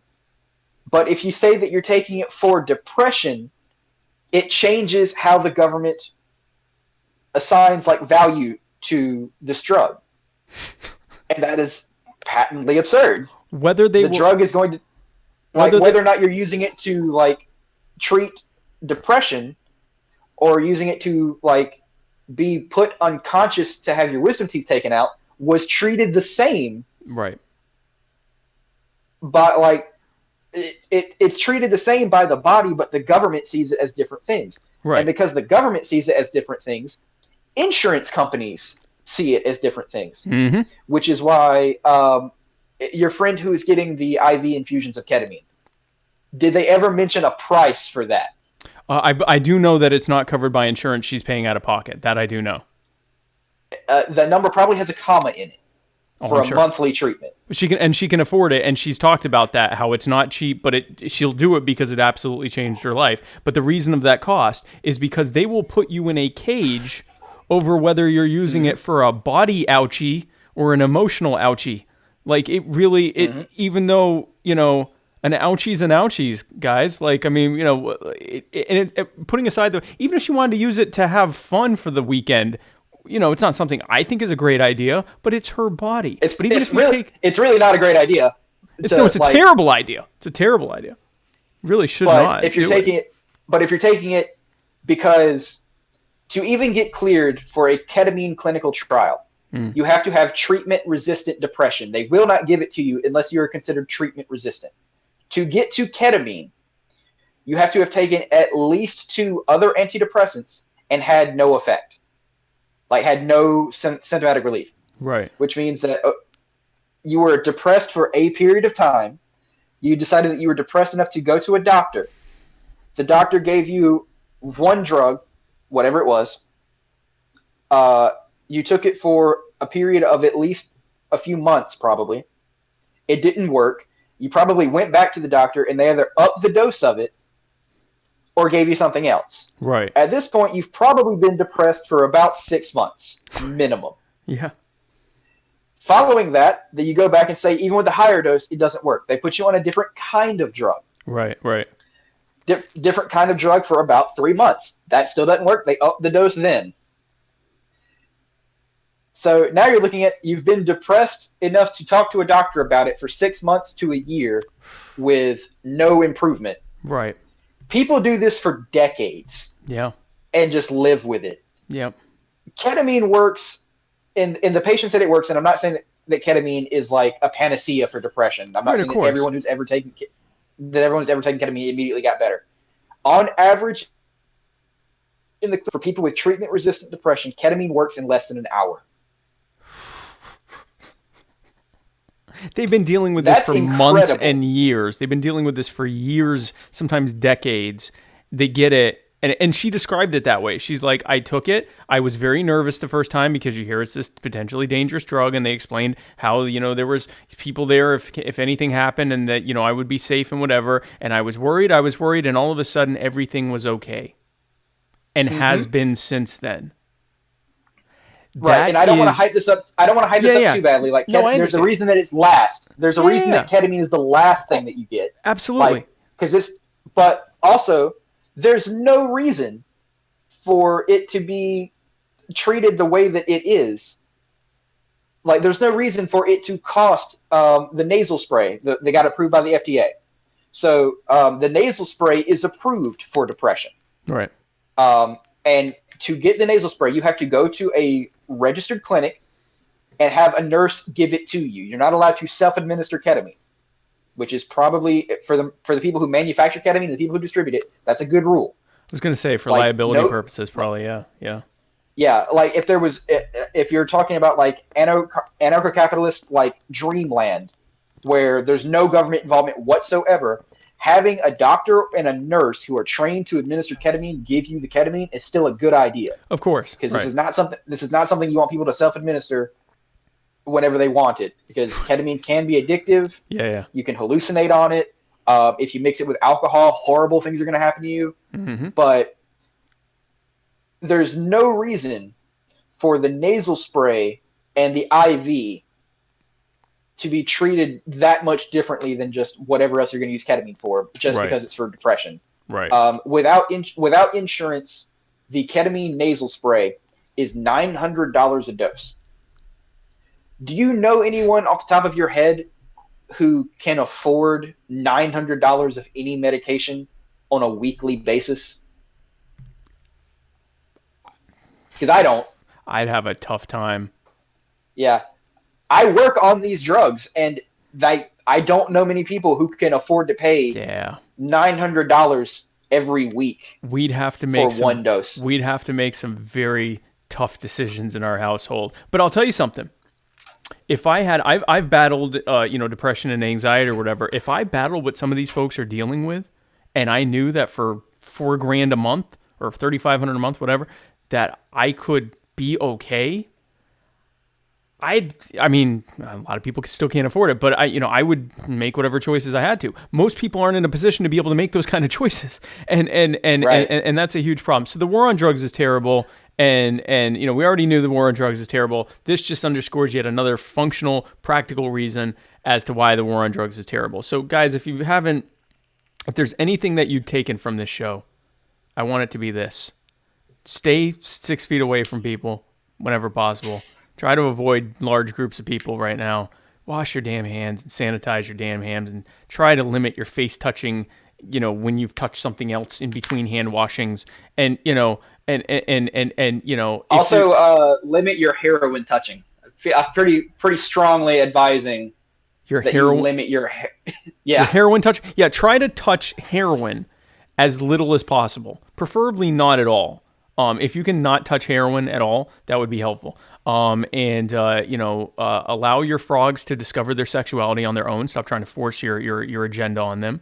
And then also, if you think that you need 6,000 ibuprofen, you might want to get some rice too, and some propane and a propane, accessory. Get a generator. If you're going to do this for yourself, get a generator. Yeah, if you're going to prepare for the end, prepare for the end. Yeah, Don't prepare for inconvenience. Right, exactly. Yeah, if you think that you're going to need that much ibuprofen, the world's going in that direction, then you're going to need to modify some of your decisions pretty quickly. You're going to want to get a generator. You're going to want to go ahead and take that grill off your car and put it on your chest when you go out so you can Mad Max it through the world. There's some choices you'll have to make. So before I move on to talking about the Vermin Spike 2020 update that I do whenever I do these shows, I want to give you a chance, Jordan, to give any final thoughts you'd like to give. Anything that you. By the way, thanks for coming on. This has been a fantastic, nice short 2-hour episode. We've been talking about this for so long. That's the problem, right? Right. We've wanted to do a science show for a while. Right.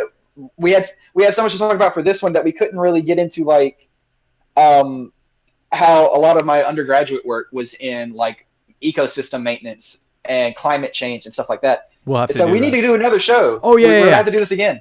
Yeah, we're absolutely doing this again. As a final thought, I had something for you that I was just wondering in the keeping with maintaining sanitation and in the midst of a viral outbreak. I was wondering because we're so deep into this, and you're doing this for Vermin's campaign. What we have here is a box of sterile shoe covers. I was wondering if you could get Vermin, while he's on the campaign for the rest of the year, if he would wear a sterile boot cover in the name of, if we're trying to do this, If he's going to wear a face mask, you might as well wear the shoe covers and the gloves and everything. Let me write that down. Hold on. Yes. I want to... Yes. If we're going to do it, we're going to do this right, damn it. Do they have... If he's going to wear that... Do they have... I don't know, sterile boot cover? I mean, they have them for shoes. So it works on any shoe that you want to put it on. So if he's going to wear it for the rest of his campaign, while we're in an outbreak, he might as well, if we're going to have people out wearing gloves and face masks in public, Vermin can wear a shoe cover on that boot. There's no reason for him not to do this. Well, we do plan on doing some PSAs about social distancing where we will be like, hey, Vermin, hey, Spike, are we 6 feet away from each other? Yeah, we're 750 miles away from each other. But for because the TikTok kids love our PSAs. I never thought I'd be talking about the TikTok kids, but now I'm running for office, so here we are. Let me look into that, because if there is such a thing as a sterile boot cover, I will tell you right now that man will be wearing one at least occasionally, because that is a great idea and hilarious. Meanwhile, his boot is actually a boot cover. It's a rubber. It's a Tingley. It's the Tingley brand rubber boot cover, because an actual boot that large would break his neck having to walk around wearing that all the time. Right. And he actually uses a fun fact. He uses a Waffle House menu to keep it erect. Nice. He uses that as a spine, a spine, if you will, to keep it nice and ready to go. Baby holding an apple. But I don't know if that's considered a sterile boot cover. But you're talking about it almost looks like a hairnet, but for your shoes, right? Right. Like if you walk into certain hazmat areas or like sterile rooms and ICUs or whatever, you have to cover your shoes. Put those things on, yeah. The ground clean. So I'm saying he should wear one for his hat. If we're gonna have him wearing that around all the time, we might as well have him wearing it with sterile. If we're gonna do this, we're gonna do it right. Even if we just have one just on the top part, just not even the whole boot, but even if it's on the top part of the shoe. It only covers the it doesn't matter how high the shoe goes up your leg or your ankle or whatever. It only covers the bottom. Just covers that. So you only have to have it covering the sole. Oh wow, I will talk with the campaign tomorrow about that. That's a excellent idea. So they sell these at CVS, Walgreens, Rite Aid, whatever they have in Myrtle Beach. They're not hard to find. I work for a medical school. We get them in bulk, but you guys can, if he's going to wear that during an outbreak, we might as well have everything taken care of just in case. Just in case.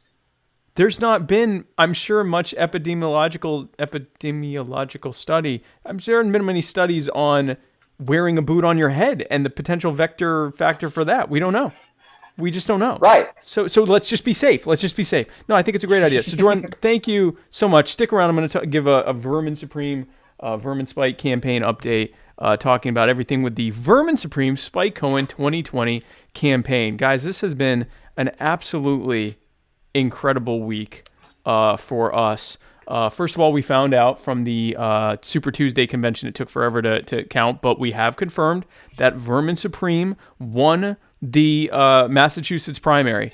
This is a non-binding primary. We don't bind our delegates. We'll find out at the convention, if that even happens, who actually gets picked. But this is an idea of who the voters, who they like. And so Vermin won Massachusetts, which is just incredible. And then even bigger news, because this was a close race. Jacob Hornberger came within almost just under 29 votes of Vermin, and Dan Berman was right behind him. Kim Ruff, who's been out of the race for 2 months, she did pretty well. But what really the big news this week is that after an absolutely just astoundingly perfect debate performance, where he absolutely killed it at the Libertarian Party of Illinois convention. At the debate in Chicago and a previous debate that he had with other third-party candidates, he completely routed at the Illinois version of what they call their primary, their straw poll. He won more votes than every other candidate combined. He did so well that there was actually a negative reaction from people who thought he couldn't have possibly actually done that well. And he did. He did it. He did incredibly well. He has really turned a corner on his debate. He's always been decent and good in the debate performances. He's completely turned a corner. He killed it in the debate. It wasn't even close, and came away as the winner. And then I got to participate in my first presidential debate. Now, I know what you're thinking. Spike, you're not running for president. Well, that's true. But what happened is Vermin Supreme's computer didn't work, and so he wasn't able to participate. He asked if I could participate in his stead, and so I ended up in the Transhumanist Party third-party candidate presidential debate that was hosted live on YouTube a couple days ago. I'll put the link to it in the notes.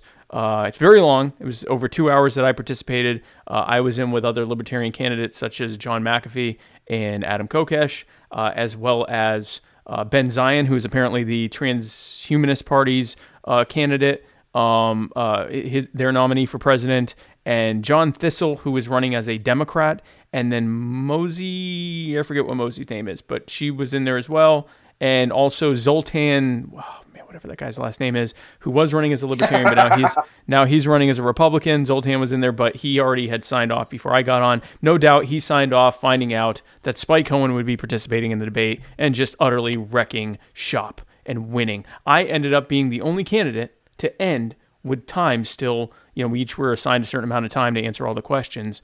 I was left with 10 seconds, making me the winner of that debate. So I won that debate, fair and square. Having absolutely no idea what we were going to talk about, because up to 10 minutes before, I was on the floor being the little spoon for my dog. He was being the big spoon. I had no idea what was going to happen. I had no clue, didn't even know there was a debate. And then I get a call saying, hey, how'd you like to be in a presidential debate about technology? And I thought, absolutely, let's find out. And so I was finding out what the questions were as they were asking them, whereas the other candidates had something like a week to research it and even just know the idea of what was even happening. So I would say, given the fact that I went in not knowing anything, that I did pretty well. I think I did pretty well. So I won it. I did win the debate. I'm calling that I won the debate. Yeah, we had a great. Final My Fellow. We haven't done Final My Fellow Americans. You want to do Final My Fellow Americans? Absolutely. Okay, so this is a fun game that we have, and by fun I mean that it's going to be really just difficult for you, which is fun for me. So basically what we're going to do is for Final My Fellow Americans, I give you 30 seconds to answer a series of questions. It's nowhere near enough time to do so, but that's just how it is. It's just how it is, Jordan. And so for this installment of Final My Fellow Americans, I'm going to name a series of things, and you tell me how long that it will take for that thing to eradicate all of humankind. Okay, so I'm going to name a thing, and then All you right. tell me how long, days, weeks, months, whatever, how long you think it will take for every single last human being on the planet Earth to die a horrific, painful death as a result of this thing that exists. Oh, that so we're I'm talking about. I'm playing what's that game called? Outbreak or whatever it is. The mobile app. Oh, Plague Uh, Inc. Plague Inc. Yeah, Plague Inc. Okay, yeah. I'm doing that Yeah. but in real life. Okay, got But it. in real life, but what you're doing in this case is you're just estimating how long you think it'll take. So you tell me when you're ready, and we will get started. Go for it. Okay, so we will get started. Start the clocks at 30 seconds. Good luck. COVID-19. 10 years. 10 years to kill all of us. Climate change. 50 years. 50 years. Okay. The ending of net neutrality. We're already dead. We're already This is all being dead. Okay. broadcast straight from hell. That's goat AIDS. AIDS Goat AIDS? AIDS that you get from a goat. I'm gonna say 15 years. 15 years. That one's way more dangerous. Okay, that guy named Jeff who has a nuclear weapon. Jeff was no danger to us. Jeff is a good person, and he is going to save us all. Okay, that's fair. Jeff is like the Iron Man of this universe. No, that's he has built fair. the weapon that only he can contain. He's fine. So only Jeff can save us from goat AIDS. Correct. Okay, pop country. Ooh, that is more dangerous than Corona by a lot. I'm going to say that's going to kill us all by next year if we don't do something about it now. Oh, I agree. Max Abramson registering as a Democrat.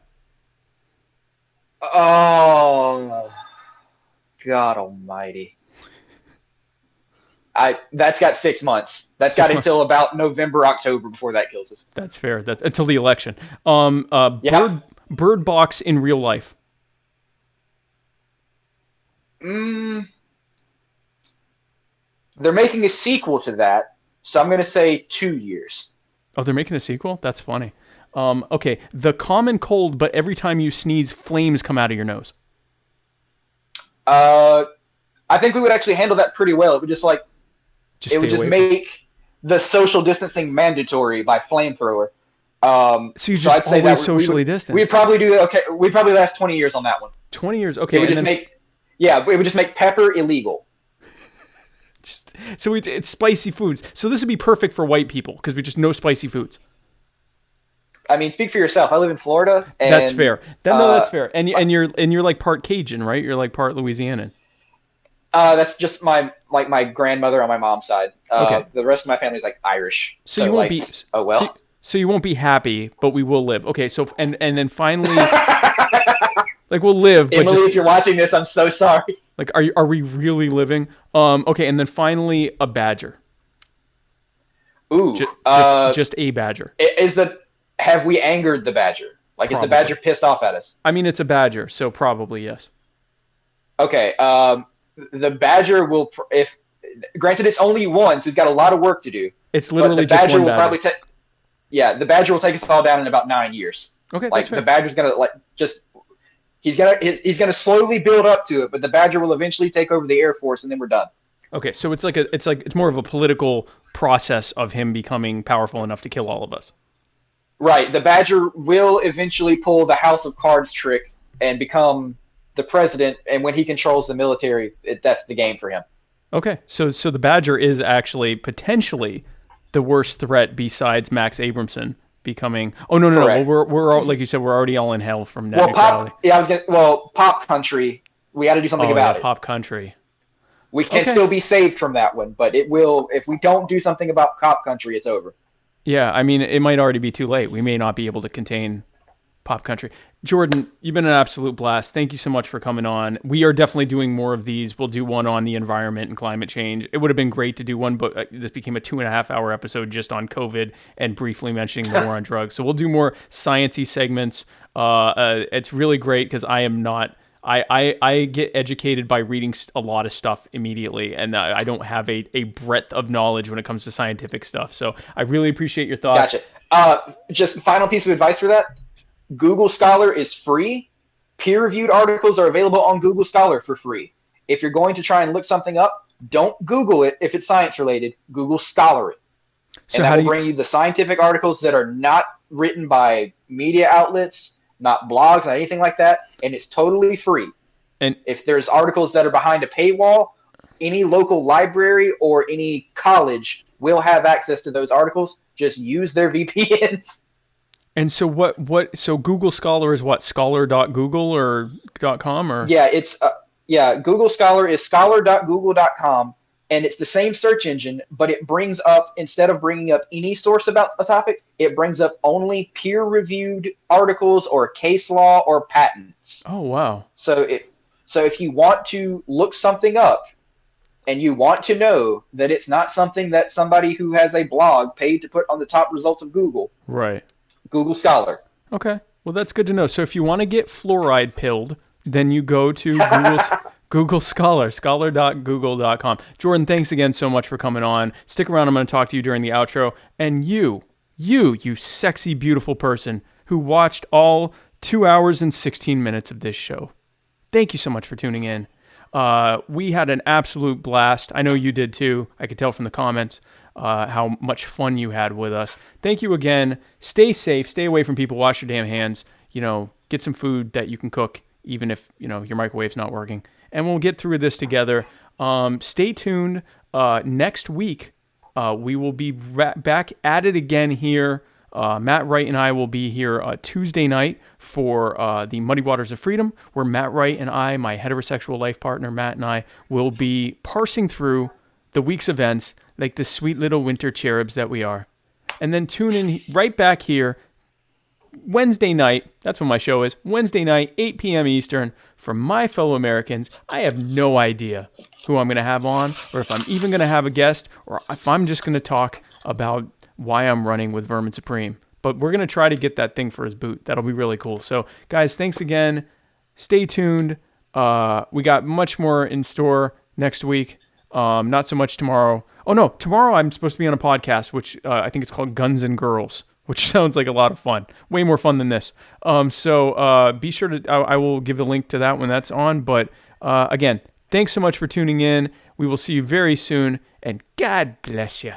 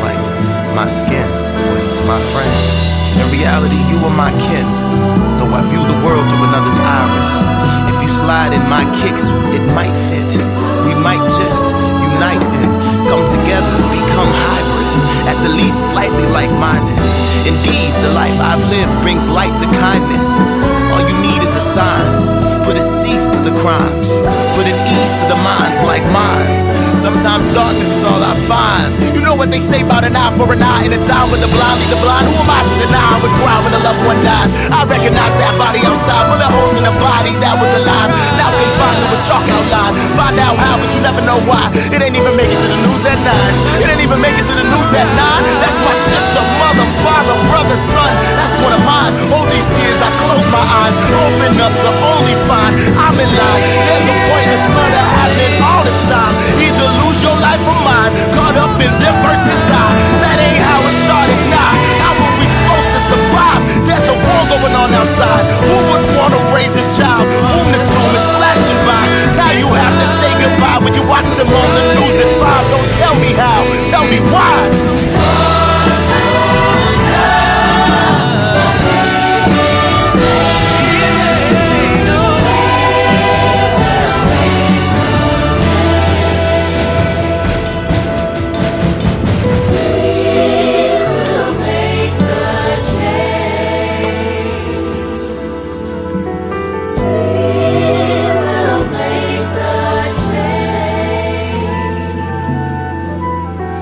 We